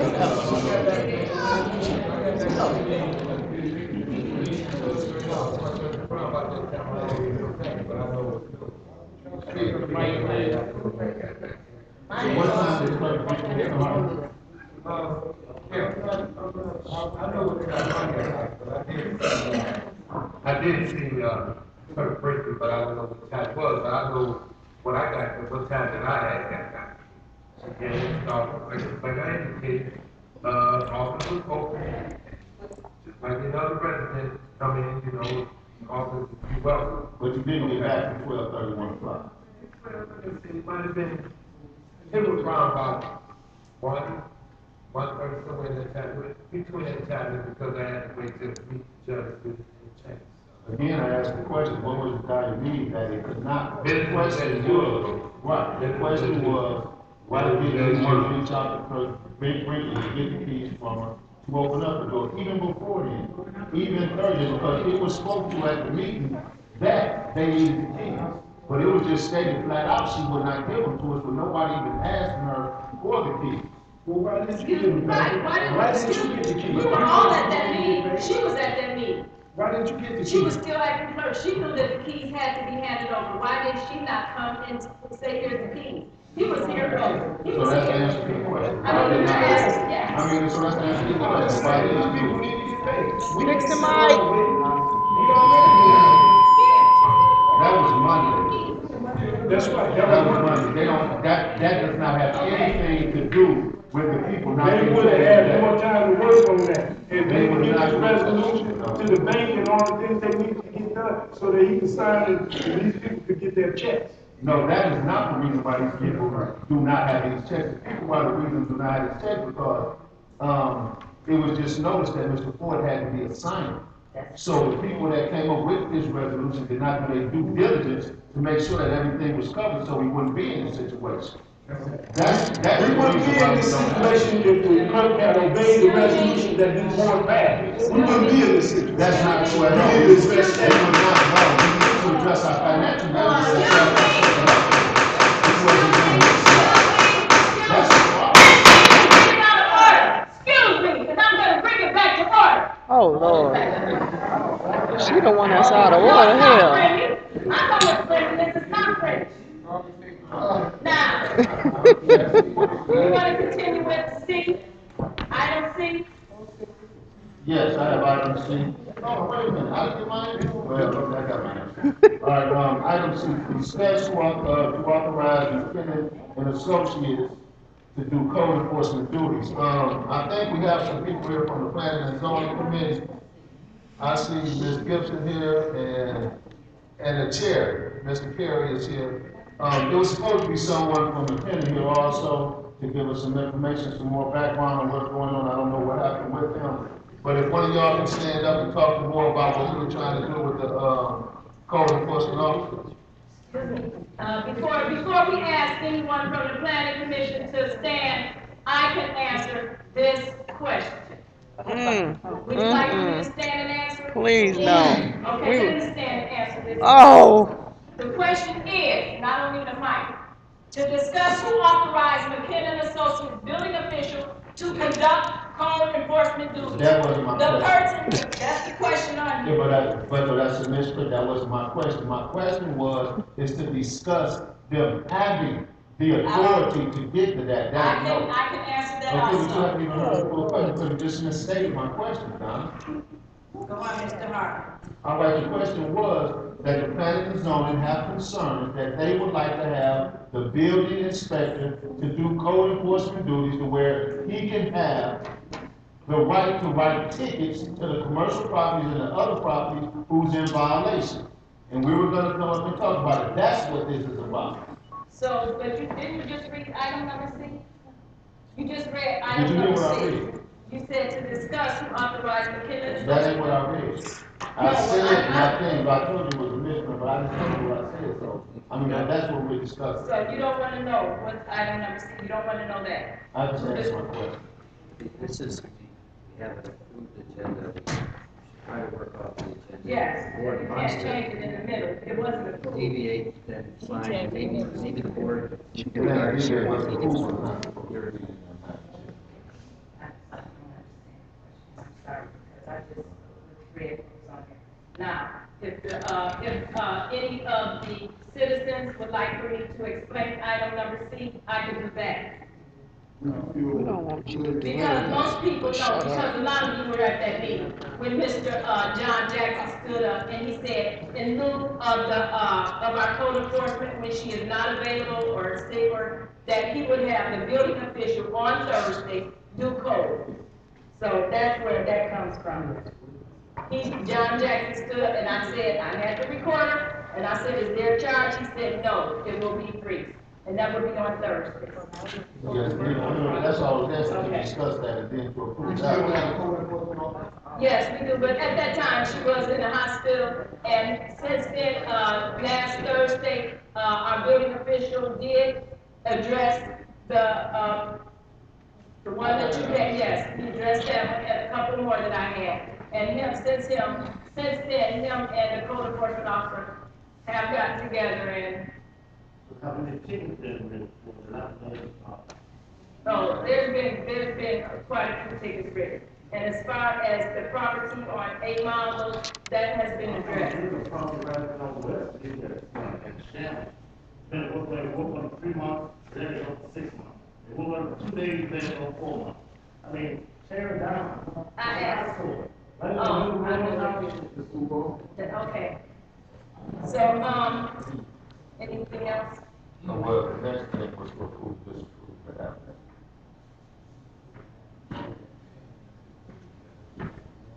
Yeah, I know, I mean, with them not being here, I think that, that's not, for documentation. I would like to, make a motion of the table. I would like to make a motion that we, table to approve or disapprove McKinney and Associates, who touched it directly, and give, support documentation. For them to do code enforcement full-time? No, I mean, no, I believe it was just West Thursday, that's why I was gonna have this together, because, they were saying that it was dealt with. It's to take over duties, I believe it was just on Thursday, to go by when they already did that, it wouldn't be an extra charge to him, because he's always gonna get them, just go around and actually had authority to write tickets. That's such our code enforcement, to my understanding now, she does not have enough authority to write tickets. I mean, no, but I haven't talked to him since the last. Him and Nikita has always worked together on Thursday. Well, I mean, no, just brought up as a friend and so, I just bring up what's brought up here. It's, been a motion, it's a motion on the, floor, board.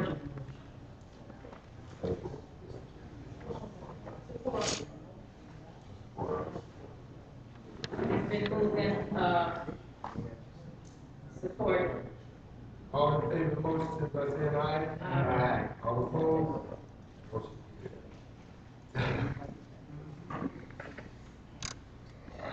Item, 10E. Okay, we already discussed, this update from Treasury on 2 mills owed to township, and does the treasurer have plans to invoice whole part for money owed to the township? We already discussed, we got 35,000 on the way, so we go ahead and skip this. Move to, item F, discuss with treasurer our procedure for placing liens on properties that owe back taxes, and does the treasurer have the authority through resolution to place a lien on residential and commercial property? I don't know if you have it. So, after we back taxes, when the person doesn't pay their taxes by March first, when they go to delinquent, that automatically becomes delinquent. So after they pay back taxes, that's automatically based on the law. As it relates to, if that was the same would apply for commercial and residential property. So we don't need to pass a resolution, that's already done, as part of the tax collection process.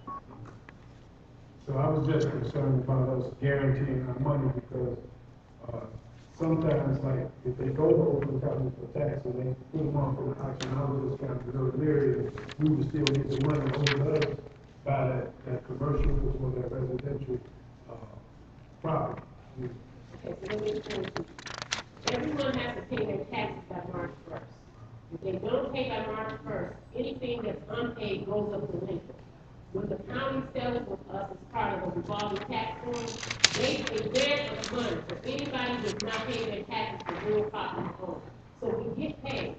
When it becomes an issue is, since they advance us money, if their property is sold at an auction and it's sells for less than what we get advanced, then we get charged back, which is what happened in Mill Park. Right. So it's not a question of us putting the lien is automatically done. We can refuse the delinquent tax money. That would be a board decision. I think that would be enough best interest to keep us from getting in trouble. But we could, just like, they advanced us 800,000 and the property sold for 200,000. Okay, we still gotta pay that money back to Oakland County. So that seems like to me that we should take action that never happens again. I was going to, in the near future, suggest that to the board, especially with the mail card properties, because it is speaking of the that we, before, the chargebacks, that, we, send a letter to mail card telling him that we decline the taxes on that property. That way, the state also wants to see how will we not get in this situation again. They're looking at this. They want to know what action are we taking not to get in this situation with these commercial properties again. And I think that would be a good action for the board to take in the near future.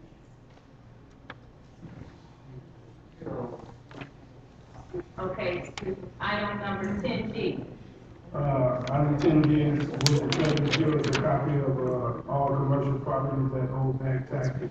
And the reason I request that is because I want to kind of get a gauge on how much money is out there that they haven't paid us yet. Well, there wouldn't be anything because, as I just explained, anybody who doesn't pay, Oakland County pays us. So when they go up, when they go on March the 1st, it's no longer considered that they owe Rowan Township, they owe Oakland County. So you're saying we don't even have a choice in the matter whether they pay us or not? Oakland County just pays us? You have a, when I send related properties, before they settle with us, the township will go through the list and say, we don't want you to advance us money for these specific legal taxes. And what that does is it creates a cash flow crisis, because you're counting on that settlement each year in order to operate. And I think pretty much the only one that we need to, really concentrate on is that's our largest problem. Right. That has been the one that created this whole mess that we're in right now. So, I think they had their property, what is it, about 2-3 years now? And I don't think they have paid taxes on it. 2 years, yeah. I believe, yes, they are the same owner. So that's just something. I would still like a copy of those properties. The properties that hold back taxes. It's going to be due March 1st. After the winter tax season, yeah, I'll give you this, the one that we sent up to Link. Item number 10A. Properties that are in non-compliance with ordinance through fines, can we attach fines to their taxes? Or do we need a resolution to be able to enforce fines and attach to their taxes? This is something I probably want to talk to the attorney about. I don't know. You're asking whether or not the township can fine a homeowner or a property owner, commercial or otherwise, for failure to pay their taxes. No, for failure with ordinance, we deal with ordinance. If they're in violation of noxious weeds or whatever, and if we find them, instead of just giving them a fine, with the circuit court or whatever, if it amounts to a lot of money, we want to be able to put a lien on it so that if they do sell the property, we still get our money. We can, if we perform, let's say there's weeds and we perform those services after notice and procedure, we just don't have to on. And this, if the township incurs a liability that we have to spend monies to perform this service, which is generally the owner, property owner's obligation. There's a procedure by which the amount of money can be made a lien on the real estate. But the practicality of it is that how do we actually get paid at the end of the day? Right. We get paid if and when there's a sale, clearly of property. And we're somewhere near the top of the list of lien holders, like we're behind the IRS, we're behind the federal estate tax authorities. This is no different than if the street was paved and you didn't pay up front, that would be a problem. But this is not something we just do randomly. We have to set up a control procedure by which we would make sure we jump through all the legal hoops, because to lien a property wrongfully is a clouding entitlement that would subject us to litigation. That was just a question that I And you have another, these things, you have the option of putting it on the tax roll, but then you're going to get having a chargeback. Because if that person is already not taking care of their file, it's very likely they may not pay their taxes. It goes to delinquent. You get a chargeback, it ends up being sold because it's selling for less than what we were theirs. And when you talk about a lien, I put some pages in here from the ordinance. To talk about lien control, there's a very extensive steps and processes that have to be in place before we can even get to that point.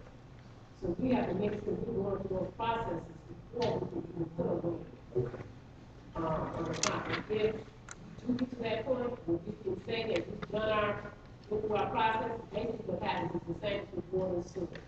You just give the county a list of the parcel ID numbers, the address, and the owner's name. Well, they want to make sure that we have given them a warning, send them a first notice, a second notice, a third notice. If you're cutting it at expense, you have to show, you have to give support your cost. You cannot just say, I'm going to charge you $500.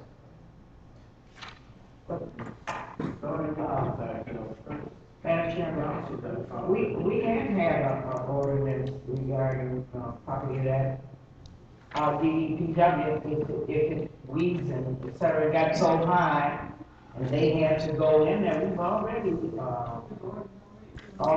to that effect. And if the township has to go in there and cut that grass or whatever, then it's put on the tax. That is already, but, that needs to be looked up, because we've already had that, in problems. I have a copy of the ordinance right here, sir. The issue is not the ordinance, it's making sure that we follow all the steps before we put it on the homeowner's tax.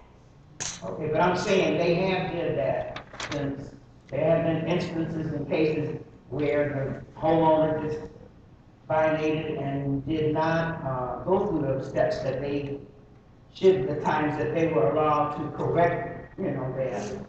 And, the expense of our DPW that went down and took care of the lawn or whatever, that amount was put on their taxes.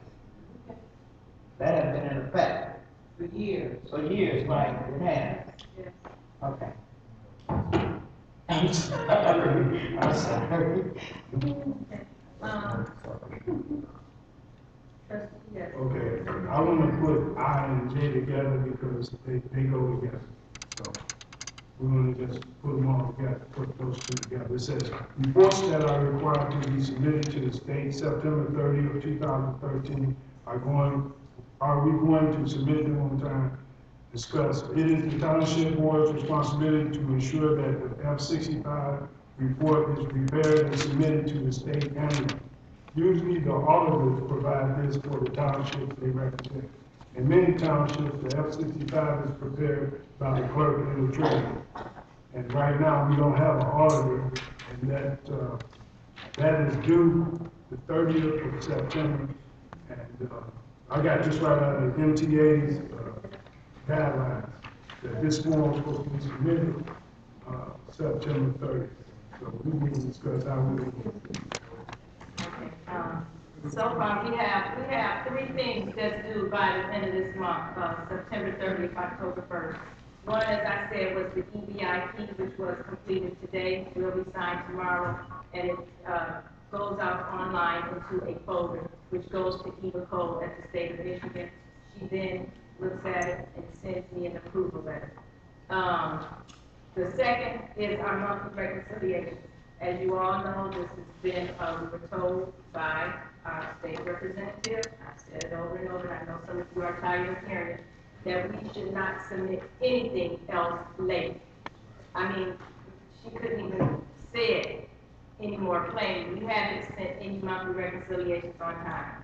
Our monthly reconciliations will be through by September 30th. Also, the F-65, it is usually submitted by the auditor, which was always late because he did everything late. And he has since resigned because he knew he was going to be fired anyway. So I have turned that over to Mr. Cunningham, and that will also be done by the 30th. Which is going to be I late. can say that, and it was at some of our heated meetings here with the citizens, it was told by some citizens, if you have to reach back, do so to get what you need to have done. And I did that, this board did that. I'm not going to say that, this board did that. We reached back for EBIP because I had no knowledge of doing it. It was put under the supervisor. I've never done EBIP before, so I did reach back to our previous clerk, Gwen Turner, who was the one who initially, when they changed it to EBIP, was the one who initially did it. She started it, she knew about the dashboard. At that time, this year, the dashboard is a board where people all over the country can go look and see what your community is doing and how well you're doing. It goes from number 1 is the best, and I think number 7 is the worst. We were at 7 this year. So far, since they've done it, we have dropped down within this week. And as you input information more and more, we have dropped down to about, I think, 5 to 4. So, that's where that's what I was told today. So, that's being completed. So everything that needs to be done by the 30th will be done by the 30th. I promised our state rep that we will not have anything else late. She is the one that's representing us in this agreement where we've been reviewed by the state. So that's my word, and if I have to push, I will push it, but that's what we've been doing this week. Mr. Owens, the F-65 report is due 6 months after hearing. Our hearing is not until December 30th. I printed you all, if you look at your documents, page 10. So this doesn't have to be filed until June 30th of 2014, because our hearing is December 31st. It's not due September 30th. But I just did that because, you know, I already know we're in trouble with the state, and this is a necessity that we deal with time, and I don't know, this is the first time I heard of the F-65, and I was just concerned when I seen it, September 30th, and the time that we have, you know. It's an annual report, so Right. your end doesn't end until December 31st. You can take a look at the document and call them, and they'll tell you it's not due next year. Okay, so I also, it's also on the online, and I did tell Mr. Cunningham that he can go online and look at it and pretty much, know how to do it from last year. So it's better, so it's be earlier than later. Well, I guess when he goes online tomorrow and looks at it, if he sees that it's due June, he'll let me know. Okay. As a matter of fact, I'll just call him in the morning and find out. It's all right. Okay, item number K, 10K. This is from the letter that we got from the Ferndale Fire Department, stating that if we don't pay the bill their bill by October 18, 2013, it will result in termination of their services. So, that's something that we need to address on how we're gonna handle, how we're gonna pay them for this month and months after that, for our numbers, and this shit will get back into our state situation. I'm going to address this letter. I will also read this letter aloud. Dear Supervisor Squad, I would like to thank you for your most recent payment to the City of Ferndale for fire protection services. This payment brings you current for the month of August 2013. It is my understanding from a phone call from Clerk Janice Brinkley that this will be your last and final payment until further notice. Please be advised that failure to pay the month of September by October 18, 2013 will result in termination of our services. Please understand that we want to continue to provide this valued service to your community. If there's anything that we can do to work with you to maintain these services, we would be happy to meet with you. Also, as noted in the contract as of July 1st, 2013, we need to reevaluate your current contract costs. At this point, we are out of contract as it relates to price point and need to discuss further costs moving forward. We have truly enjoyed our partnership with you and hope we can continue to provide you fire service protection. Please call me at your convenience so we can work on our future partnership with you and your community. I thought when we agreed, this board agreed, and the clerk was here, that she would contact Ferndale, but we thought it would be in trying to make some type of agreement and arrangement and come to an understanding with them. We found out that she said this would be their last and final payment. We are receiving $35,000 tomorrow. We will pay Ferndale Fire. We will also meet with them. And if we cannot continue, we will also, as I said, receive another $75,000 at the end of October. We will pay Ferndale Fire. We may be in trouble, starting to get a little in trouble near the end of December, but come the 1st of January, we'll have our tax dollars in. We will meet with the city of Ferndale. Ferndale, and we will make out some type of agreement as it relates to the end of the year. But so far, for the month of, October and November, I think we can meet, what needs to be paid for Ferndale Fire. It's about 26,000 a month. A month? Yes. Now, when they said about the point first, we got a point for the contract, I didn't quite understand that. The contract, is that something I was under or over, or you haven't seen? No. I know that's not, you Right. know, we haven't talked about. No, I haven't, so we will discuss that as well. So, to, assure you that Ferndale Fire will be taken care of. We're just about, I think it's maybe, on street lighting, also, we're just, how? Yeah, right. We should be able to take care of that as well. And also, if we have to call and discuss with them, I would be more willing to do that, more than willing. Yes. I just want to ask clarification from the treasurer. Can that money that we're gonna receive tomorrow or whatever before that deadline, can that go into the fire? Well, the money is There's going. no restrictions, that's what I want to know. Well, I don't know if there's any restrictions on the money, it's budgeted in the general fund, but if the board chooses to We can, loan or do a transfer in order to pay a fire expense, then we need to have a resolution. transfer. And I think we already have a template, that Attorney Pinto sent us. It depends on if it's gonna be a loan or if it's gonna be a transfer. That would need to be done before our sign check. But we can't do that, it's my concern. What? Pay the fire department, but you said we're gonna have the transfer, make a transfer. Okay, but we as a board can take action and approve that. Okay, that's my concern, because that is number one concern. We cannot do without fire. We're in bad enough shape with police being too bad, as far as I'm concerned. But that's my concern, okay. I'd like to also say that, this board, board members, we, did approach the DDA, Downtown Development Authority, to ask them, could they pay a fire bill for us? We approached them, last month sometime, and they did their research. And, I do want to thank them for, at least wanting to help us out, but, they were not able to, not because they didn't have the funds, but legally, DDA could not pay our fire bill, but they did at least look into it, consider it for this board, and I think that were they able to legally, I think that they would have. So, I would like to, say thank you to the DDA members that's here.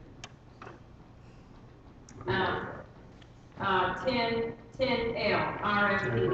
Yeah, I want to discuss the RFPs, when are we gonna put them out for, to receive, you know, for the new contractors to come in, I would help out and raise some funds for disposal, maybe send out some for our RFPs to see if we can, if like I said, for cutting grass, doing DPW work, attorneys, financial analysts, everybody. Are we gonna do any RFPs? But can we do, RSP, some of the contractors, they're still, their contract is not over until the end of the year. I know what I'm talking about, it's only 2 months left. Yeah, I'm saying, After this month. what I'm So when saying. can we spend them on? You know, can we wait till at least October or November? October is a couple of days, that's why I'm asking now. I mean, you know, I'm not gonna give a clarification, we talked about it once. And I believe, Madam Supervisor said, yeah, the template or something, that you were gonna do something. I never said I was gonna do RFPs. No.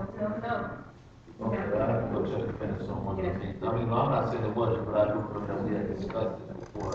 At one time, that's been brought up again. I know that we're getting at the, end of the year, and I wanna know, are we just gonna stick with the same contractors, or are we gonna change things out of what are we gonna do going forward? We have to do that every year, you know, particularly at the end of the contract. We do have to either give them renew their contract or send out the RFP, as you say, to get new. So So are we gonna send in, I mean, that's why, I want to have a discussion on that. I mean, we as a board, everybody's here, so. But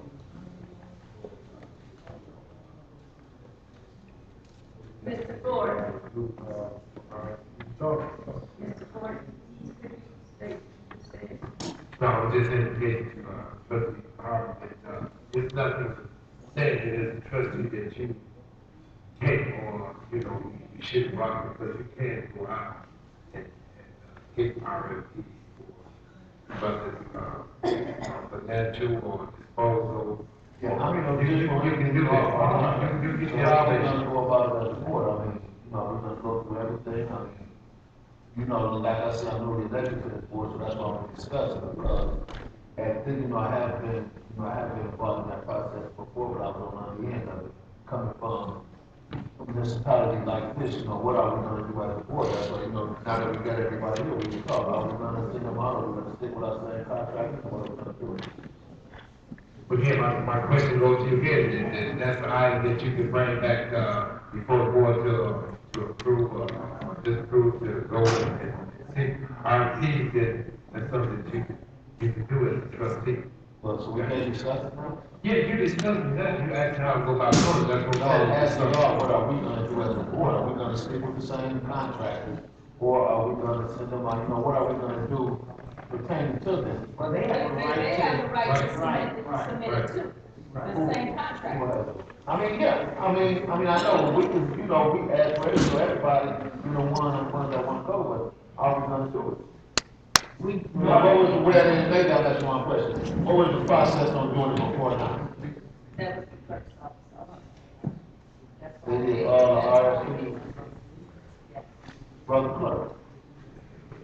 You in office now, you're the acting clerk, so how we gonna, So you and I, we need to sit down and go over everything and send out the RFP and, pretty much go from there.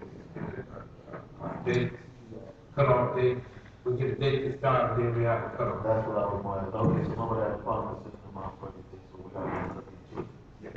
Okay. we're gonna have to do it because their contract's in. Yeah. End of the year. All right, that's all I have. Attorney said no updates. Board members, well, this is just, something that we don't have to, set a date for a closed session to discuss litigation and, union business. Right, and you, So, Madam yes, Chairman, yes. we have now a closed session for union. For two litigation matters, and union business. Okay, I know union, One pertains to the Oak Park case, one pertains to, so, you all want to have a closed session, I'll have to let the attorneys know that they're here. What day, you all like to set up a closed session. You want a special meeting and go into closed session. Closed session is part of the meeting, whether there's anything there to discuss during the open meeting or not. Or during your regular meeting, if you want to have a closed session, your regular meeting is matter for matter. Well, this is discussing three things, I think that, I was thinking maybe just a certain date to have this. You have a closed special meeting for the purpose of minor purposes. And then the meeting only to move to go into closed session. You go into closed session and discuss the items in closed session, a lot of closed session.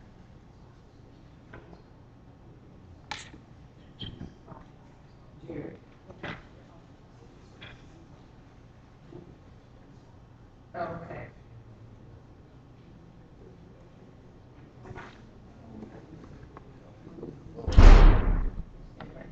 We'll probably have it in the evening, so that Mr. Owens, that you'll be available, so, finance, life, and disposal. Okay, we're down to, any unfinished business board? Down to item number 13, citizens' comments. I'm gonna ask that you do go back up to the podium, please. We'd like to have this for no more than 15 minutes. Per person. Per person. Oh, excuse me, no more than, say, 3 minutes, please. That's, question and answer.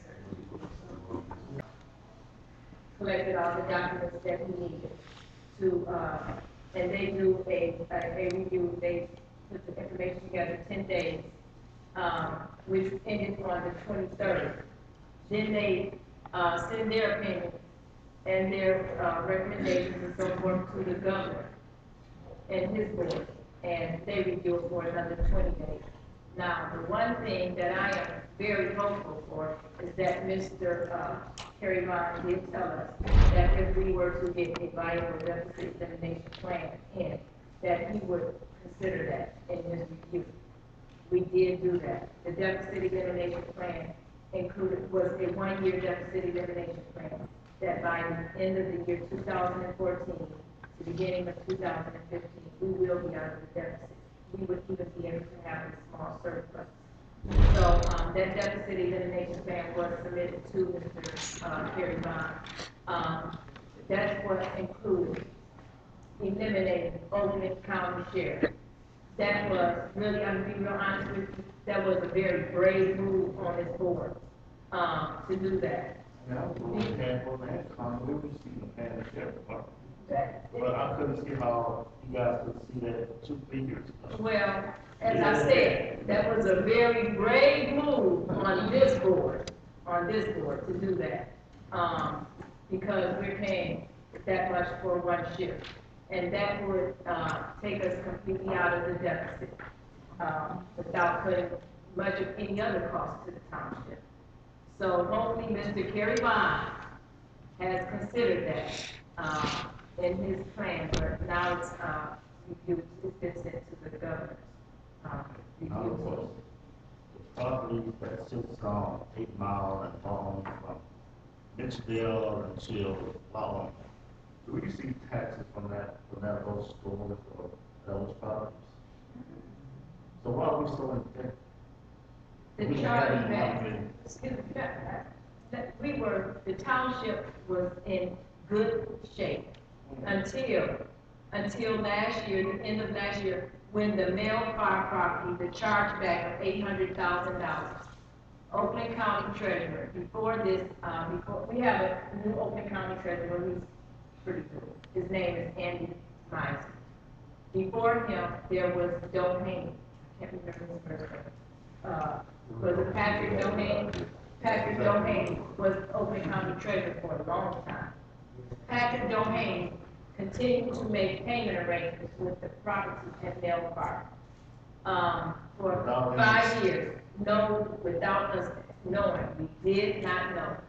When Andy Meisner became Oakland County Treasurer, he came to Rollo Township and he told us at that time, you guys owe us $800,000. And we had no idea. And then he began to tell us why. And that's when the process began. So as of last year, the end of last year, he took, how much was it, about $300,000? That's all, excuse me, he took $500,000 of our taxes last year, near the end of the year. This year, he came and took the other $300,000 plus the other taxes. Yeah. Everyone's taken from us. You say take. Because everyone's taken from us. No one's giving us anything. We're so indebted we can't even pay the people that we owe. no, they thought that was money that was given to us over a period of 5 years. So That's why I said that this board needs to go to Oakland County, send a letter to Mr. Meisner this year and say, we don't want that charge back. We don't want that charge back mail fire. Because they will give it to us. But we have to refuse it. And that way, if it comes along again, we won't have to pay it back. okay, so that's done. So what funding do we have now to pay our bills? As I said earlier, we have our revenue sharing. We're working just on our revenue sharing. And the two meals that Oakland County Treasurer is giving us, yes. To just take us through the remainder of the year, there's 3 more months in this year. In January, we will start receiving our regular tax dollars. And you won't have to pay Oakland County Sheriff. Wow. Yes. Well, we will pay them what we owe them back, but I mean, as far as. 800,000 right there, right? Pardon me? About 800,000, we all, you still owe them. Oakland County Sheriff? Yeah. No, about 250,000, plus there is, there is a small, well, it's not that small, amount that is owed to general fund for Oakland County Sheriff. Oh, okay, they said. We spend on wheels in the mud, we can't get out of the. We will be out. I mean, you guys, from supervisor to supervisor, you seem like you hear the same story. No. But then, nothing's being done. You haven't heard this before. This has never happened to the township before. This is the first time. This is the first time in Oakland County, the township, my 8 years on this board, we were never in debt. No, we were not. Not to this tune, excuse me, not to this tune. No. Right, for 3,000, Not 300,000, what you're we're right. going, what we're facing right now. No. Not during my time. Okay. You can't get our own work done. Thank you. I don't know, you all may just, y'all might have to put it as a resolution or something. Are we entitled to a late fee for Oak Park regeneration? I beg your pardon? Are we entitled to a late fee for Oak Park? If they're late with, paying the fine or whatever? No, because the collections that they're paying us is based on their residents paying them. So they're not late, they're paying, their obligation is to pay it to us as it is collected. So they're not late. Okay, what is the date, time and place of the court litigation? October 2nd at 8:30 at 1200 North Telegraph. Well, okay, can a resolution be provided to the citizens that you read here tonight? Yeah, I can give you a copy of mine. Here's some right here, but I'm really.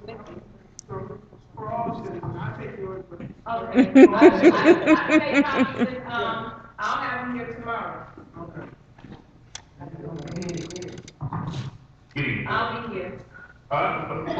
First one is, question of protocol. And the action you're taking against the clerk regarding the resolution and things will happen in a regular meeting or special meeting. Should the minutes or those minutes be approved before you proceed with more action or any other action in regard to that? Should the minutes of those meetings which you made the action against the clerk be approved without seeing what happened today before you proceed with other action? That's a protocol question.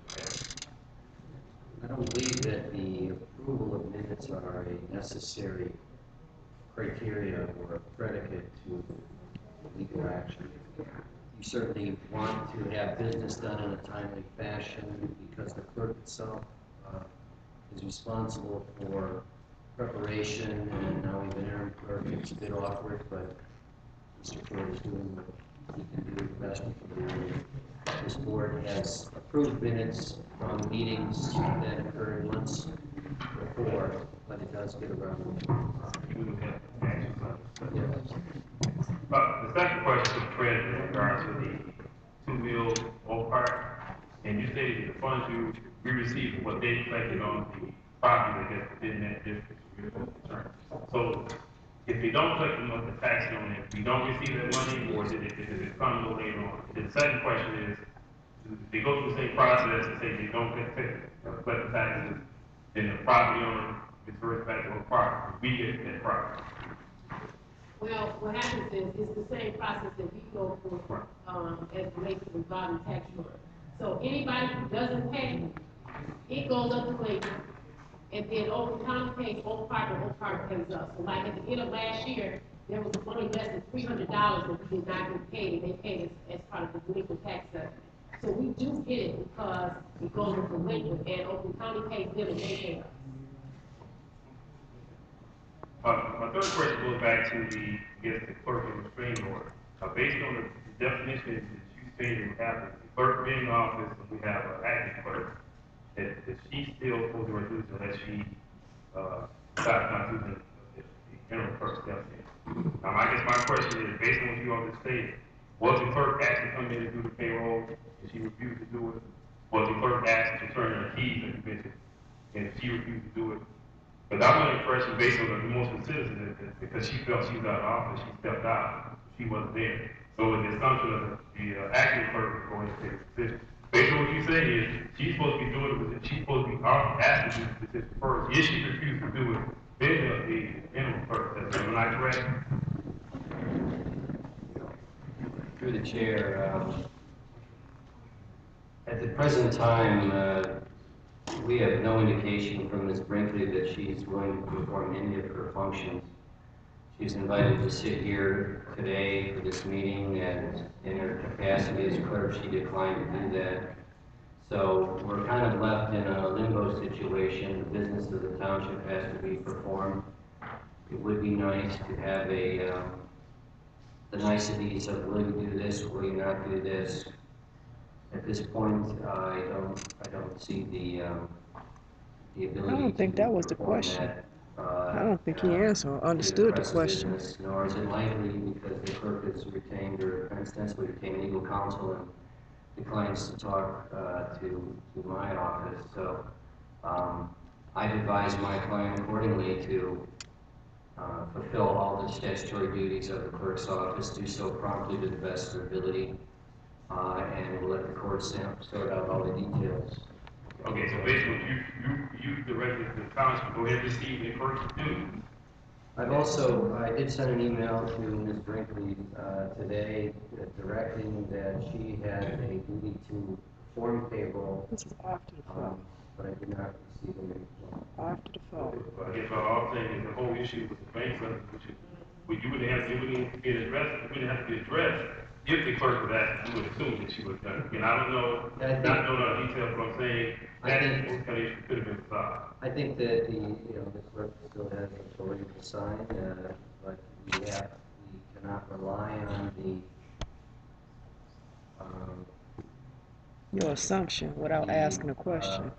Inconsistency of her electing to perform this function or that function. The business of the township cannot be made to turn upon the discretion of one individual. That brings the township to a grinding halt. Whether Ms. Brinkley's views are justified or not will be sorted out in court. Until then, we are going to move forward the best we can. Okay, one more question. One regarding code enforcement. I think I appreciate you bringing this hard. I guess we were trying to find out here in Berkeley Planning Commission. All we wanted to do was the building officials to be given authority on the day, usually on Thursday, to do code enforcement. That's all we were asking. I think the supervisor did. But I knew you all didn't act on it. I was hoping we would act on it. You know, hoping to have the next meeting. I have a question. So, when Mr. Jackson made that statement, so that has to be board approval? Yes. Okay. Because he's only authorized the building official, but not the building official and code enforcement. So we need you all to act just for Thursday. Well, Thursday is when she is absent, but he does assist her. That's only when she's not here. But I was just do in general, because he's not gonna cost you any more on that Thursday because he's here anyway. Right. So just go ahead on and do it that day, whether she's there or not, because if she's not there, then we got the issue of figuring out what happens if she's not there, based on it. So obviously, we just recommend just giving that authority. Has he had certification? Yes. Oh, yes, he knows, yes. And then the last thing is, what I was looking for in a minute was, also Mr. Jackson brought the master plan, the letter that was sent to you all. What we're asking is to make sure that the board does officially receive it, not government did not, or approve it. Because again, what that does is reaffirm the master plan for the next 5 years. If that's not in place, and we don't know what's happening, if we get an issue with some of our 8 mile property owners that we're trying to deal with, they take us to court, and then they find we don't have our master plan reaffirmed, then a court, a judge can file something against them in their favor. So that's all we're saying, is make sure that's in place, so we don't have any problem as we, as we continue to try to redevelop on 8 mile. Thank you.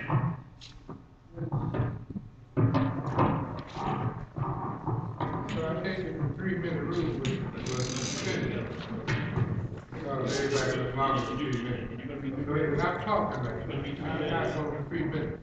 Probably 2 minutes and 30 seconds. Letter dated from Mr. Finch of September 12th.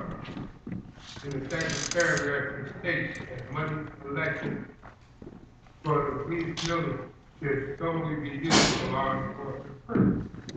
I'm going back to my point that the sheriff department money was not there because you used money to pay off the $300,000 loan. Now you want me to go back as a citizen and pay more money to pay for a bill that should have already been paid. And that ain't right. Number two, I said in the meeting upstairs, I asked the senator, and everybody heard him say that he was hoping that the board and the clerk could get together and work on the forensic court. Yes, I would have to pay from the attorney for her because he couldn't represent both. He also said that anytime that the firm spent on this type of litigation would be over and above what they were doing. So, I mean, y'all sit there staggering in the vote, but I'm not sure that him or anybody else realized that you're telling him now that he's not going to get paid. Third thing is I got a question. Who was the locksmith? I keep asking one of my It was, It was Oscar Phillips. they want lots of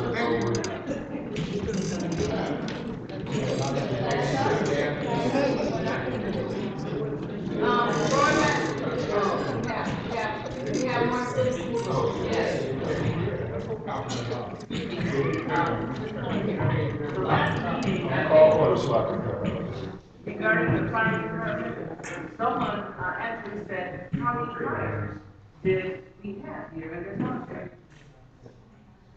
And in regards to the amount of money that we're paying out to them, that was mentioned in one of the meetings. That how many fires we had, and in comparison to the money that we're paying them. Did anyone calculate that?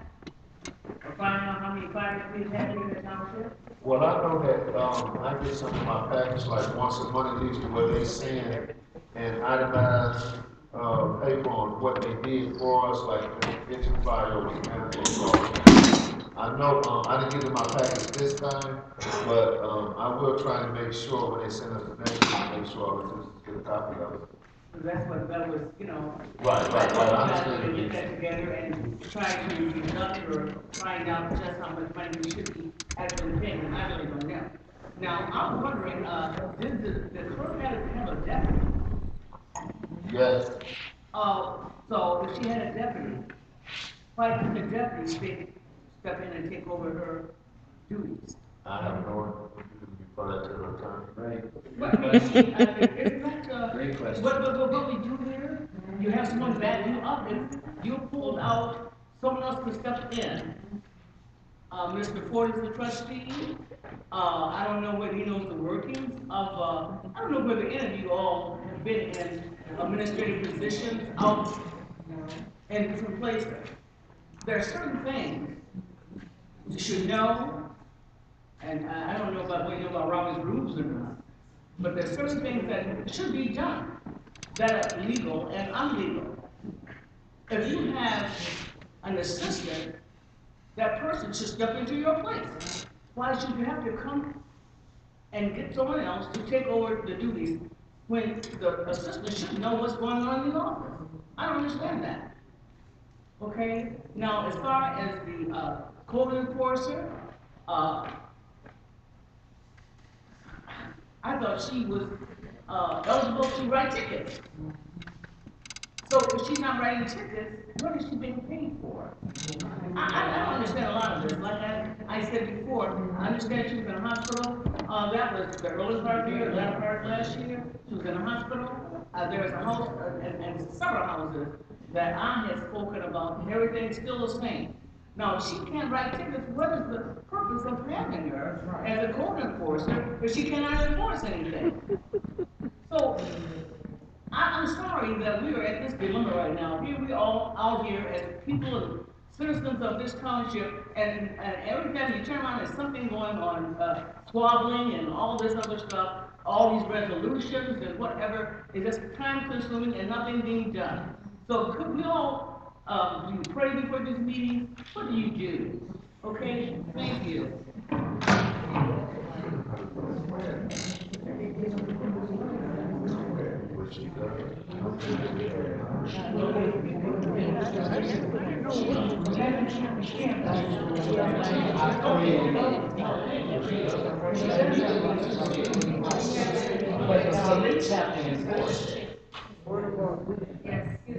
I have just one question, I don't need mine. This is the legal counsel. You have a 7-member board. It takes 4 to vote. Now, when you decided that you wanted Mr. Billy Ford, trustee, to become the acting clerk, did he vote? Was he supposed to vote? No. Should he abstain from voting? Yes. I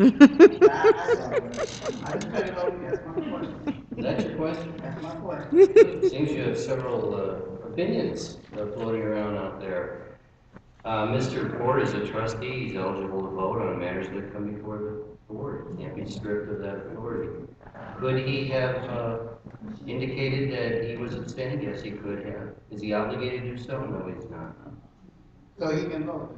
He can vote on a matter that comes before the board, particularly pursuant to a court order authorizing the board to appoint him. Don't forget the court order specifically allowed Mr. Ford to be appointed if that was his board's I'm not direction. questioning that. Yeah, so. My question is, even if it was a court order, and they got the authority to appoint him, should he have voted, is my question. Should he have stayed, since he's the one being put in that position? That's why I'm asking the question. Should is, I don't do shoulds, I do law says, law don't say.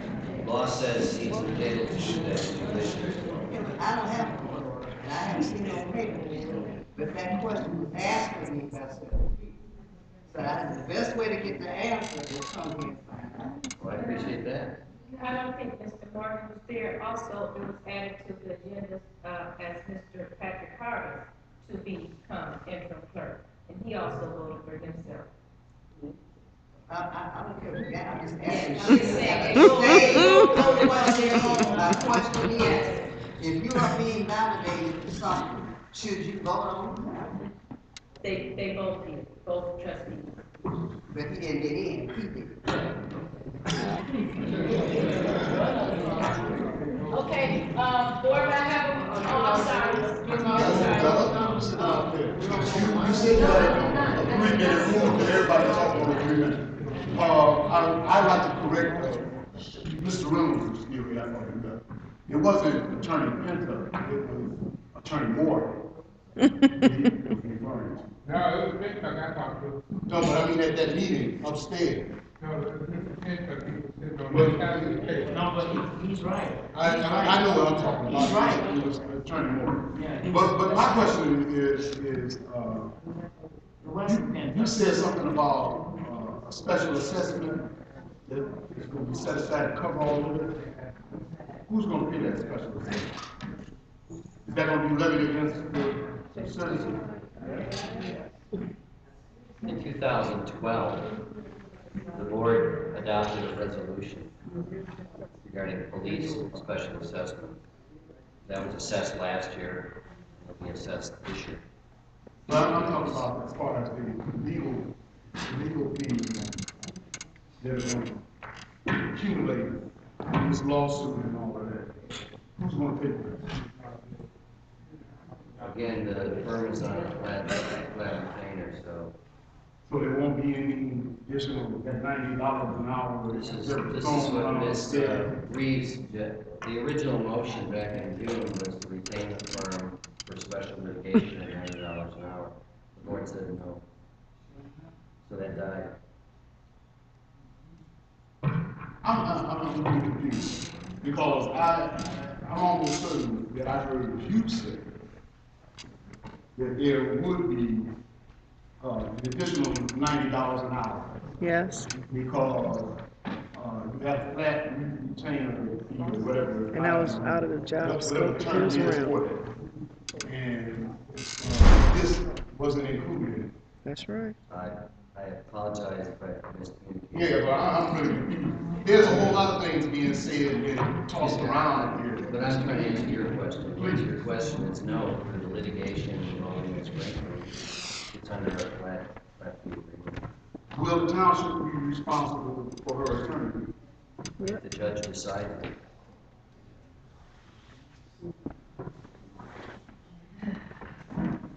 The judge, yeah. We don't have control over the court, control do it as well. Because I'm almost certain. Ms. Brinkley will certainly have her attorney ask the court for that. The court will decide it and we'll argue it then. I believe I heard you say it. That's right. But I just said what I said. No. I mean, I believe that I heard you say that it was our responsibility. No. You didn't say it. I thought I heard the same. Yeah, well, I mean, Well, if the court orders it, then we are obligated to do it. you don't have anybody taking minutes. Were there any minutes taken from tonight's meeting? All right, minutes. Because I'd like to see the minutes from the meeting that he made that statement. That I think he made that statement. If I can quote And I'm not trying to create any problem or anything, I just want some clarification, because there's a lot of things being said up here. That's true. Well, I think we've clarified it, and whether it's consistent with what your past understanding is a different question, but as of right now, the township is not obligated to pay Ms. Brinkley. The court may order it, that's up to the court. Hearing will be held next week to decide that and many other issues. Our firm represents the township on a flat fee and not on an hourly rate. So that's, you recorded that. So I guess I'm assuming what he's asking is that this situation that we're going through is not considered anything special outside the realm of your retainer street, that this is No. it's not gonna cost the township anything at all. The board rejected that proposal, so. Okay, I have one other question. And this is going back to trying to reduce, to eliminate, deficit, cutting costs and all that. I asked before, were there any time studies done on different jobs that are being done around the town? And I never got a definitive answer. And I would like to get an answer this evening. Has anybody ever done a time study? Well, I can say I have in my office, that's why the hours are reduced. Because based on the amount of traffic we see, and I mean, people come in to pay property taxes, cash receipts for building permits, dog license, it didn't want the office being open 8 hours a day, or 10 hours a day, 4 days a week. Okay. Has anybody else done any time study?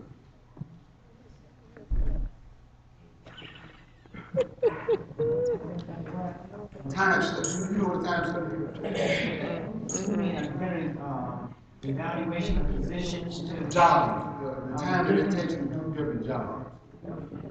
What you referring to? I'm referring to overall, overall, has there been any time study being done? You talk about it, cutting costs and all of that, but how do you go about doing it? They are directed, they do directions on what to do. Not only him, I said That's overall. all we got, two, DPW. We have more than two. Well, we have more employees than that, but I'm just saying, those are the ones that do the areas that you concern. The grass cutting is just different things. Okay, well, that's a big concern because that's the overall appearance of the town. That has a lot to do with the appearance I would be speaking. And that goes back to what I was saying before, has anybody considered contracting that work out? That would cost more money, right? How do you know? They can do it for free. I think we know, excuse me, I think we know because our DPW workers are probably the lowest paid in this area, and they haven't received a raise in 10 years. So I know that, I don't think. Have you checked around to see? No, I haven't gotten that far yet. I haven't gotten that far yet. The one thing that I was working on in my office is supervisor disposal.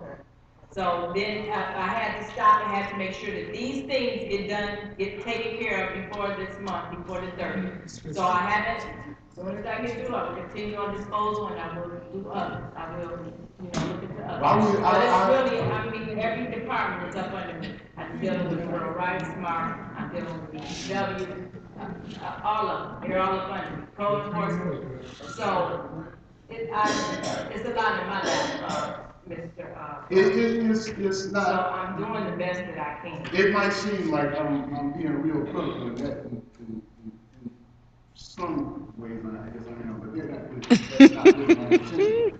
But it's things that I never hear addressed at the meetings. Just a minute, I've been bringing this up for years.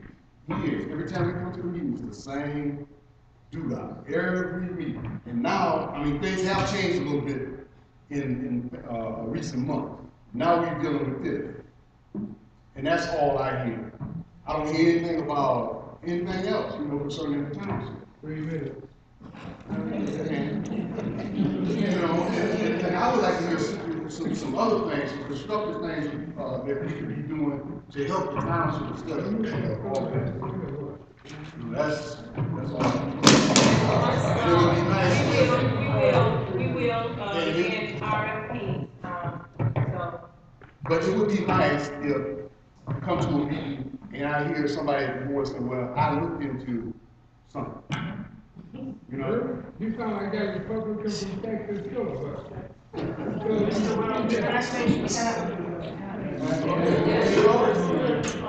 Welch. Yes, ma'am. I would like to address, you asked, had anybody ever looked into changing employees or cutting down? First of all, See, you know what, just let me interject this. I know where you're going with that. Where? See, I seem to think that when something like that comes up, you stepping on people's toes, giving individuals toes. That's not going about, Herbert. What I'm trying to say is, you've heard the saying that some employees haven't had a raise in 10 years. What you don't realize is that the few employees that we do have are in a union, okay? And we can make changes, but that's a negotiable item to do. You just can't cut them out. Now, we are at a... You didn't hear me say anything about cutting anybody out? No, but I'm saying changing positions and stuff. Since they are the union, we have to go through the union to make changes. When are we going to break this mold? When are we going to break the mold? Not tonight. That we need. But that's what I'm asking you a question. When are we going to break this mold? Okay, we have another person at the floor. Yeah. Ms. Gibbs, Attorney Morgan, about this $90 thing, because if my notes are correct and my memory serves, this came up during the supervisor, so 2-3 months ago, when this all started? Okay. It was called a written I believe. And it wasn't the board taking action. It sounded to me, the memory serves, the supervisor, wanting her to allow her access to something. And and she brought in and was talking about a written mandate. That was not the board, but that an individual thing the supervisor was doing. And that's what brought on, well, is this gonna cost us anything? And I think that's where the figure was thrown out here. And the citizens got irate. It's like, wait a minute, no, because the clerk would then, the township would then have to pay for the clerk, have representation also. Right. Now, the board is taking action against the clerk, not an individual elected person. Right, that's right. That might have changed the landscape as far as that $90 thing, because like I said, I think that is that writ of mandamus that the supervisor was bringing against the clerk, trying to get her to allow her access to whatever this was months back. It just didn't happen, it didn't happen, and then the board as a body decided to do something about it. I could be wrong, but I think that's where that $90 thing came up, and the citizens went, no, they got Can I add to that? Can I add to that? Not really, because I ain't really wanna go no further. Because it does, you're making it sound like I was trying to bring something up. I was wanting us to go into mediation. That might That's be what true, basically, that might yes. be true, Madam Supervisor, but all I'm saying is it was an individual effort on your part Yes, to it attempt was. to get things It done. was. So it's not a personal thing. You were trying to get things done. And the $90, that's where it came up. I don't take too good a memory, but I rely on my nose and my memory to a certain point. Between the two, I'm pretty close to what I remember. Now, I'm gonna move away from that, but that's where that $90 came into play. Who said? Who said what? About the $90. When they asked, because I guess the attorney, which represents the board, was gonna represent, I believe, I might be speaking, but it was representing the supervisor. How did that go? How did the 90 come up? How did the 90 come up? I know it had something to do with that writ of mandamus. I know that much. It was during that meeting when it first came up about a writ of mandamus. I remember that. It was turned down. Well, it was turned down, don't matter. I'm saying that's when, wherever that $90 came from, that was the meeting in which that money was spoken on. And it was also stated. Way past that. The other thing was, leading up to that, is we're in the middle of all of this mess. We get ready to go before judge, and it really irks me that it was almost an hour, 45 minutes or an hour dedicated to trying to try this whole thing in a gymnasium. Her attorney is not present, the board's attorney or our attorney is present, and it wasn't fair to the citizens. Everybody throwing around their opinions like all of a sudden they're paralegal. Leave it alone. I'm asking, I'm begging. Leave this thing alone. It's going to the judge. The money gonna be spent. Let's just let it go. And like I said Saturday, hopefully we will abide by whatever that judge says. Because ain't no point in going for a judge if he ain't gonna do what he said. We already tried this. It didn't work. So now we gonna go before the judge. So please, if we have another special meeting, if we have a regular board meeting, let's not talk about who did what and how we got here. It don't matter. He's right. And I'm with Mr. Wells. It's other things on the plate. I know it might look like it don't matter, but it does. And you cannot make a citizen's opinion about how things are seem as if it don't matter. It does matter. Because we put y'all there and we can take you out.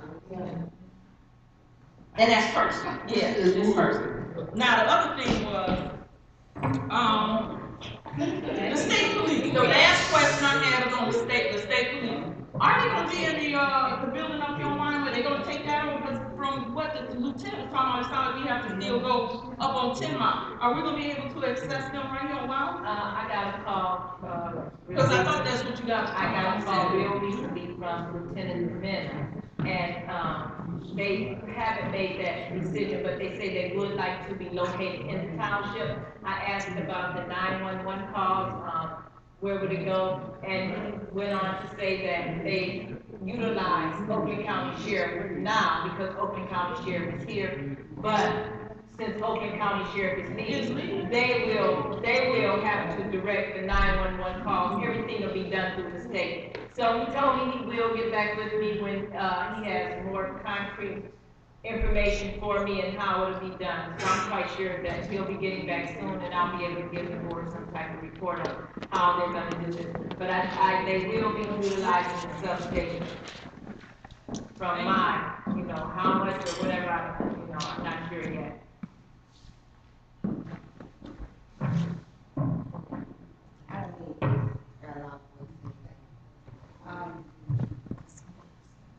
I'm gonna be as positive as I can. I know you can see where the division is in the board when it came to, what's going on. But I think everybody's taking it too personal. This is a job. Are you recording this? She is, and I'm just sitting here, and you can't stop it. I'm asking. She is recording, and you cannot Who is stop she?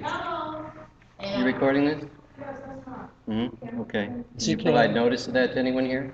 She don't have to. This I is an asked open for a meeting. question, not I'm you. telling you. I'm not You talking don't, to you you. don't talk to me like that. Who the hell you think you're Did you talking provide to like notice of this that? to anyone here? You got me twisted.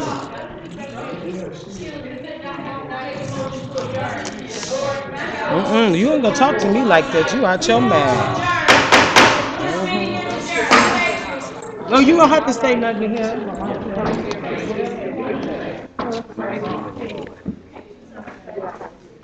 Girl, he ain't got to tell you what not to tape. He should have thought about that before they started this mess. You could do what you need to do. Come over, Cherie, come over here. Come over here, shut this down. Come on. Come on, no, come on. Cherie, do this. Do this. I want to hear that. Do this. Do this. Shut it down. Cherie, stand what he's talking about. Shut it down. Cherie, he can't tell you not to do that. That's against the law. Just go ahead. You can't do that. Well, I'm shutting it down now due to the fact that I've been told that I should have, I was asked that I had provided a notice to the general public to be taping this. I didn't think I needed to provide a notice. I'm a citizen and I'm a resident as well, and I am taping it because it's my right, and that's what I thought I had my right to do. So I'm shutting it off. The meeting is not adjourned yet, but I am shutting it down.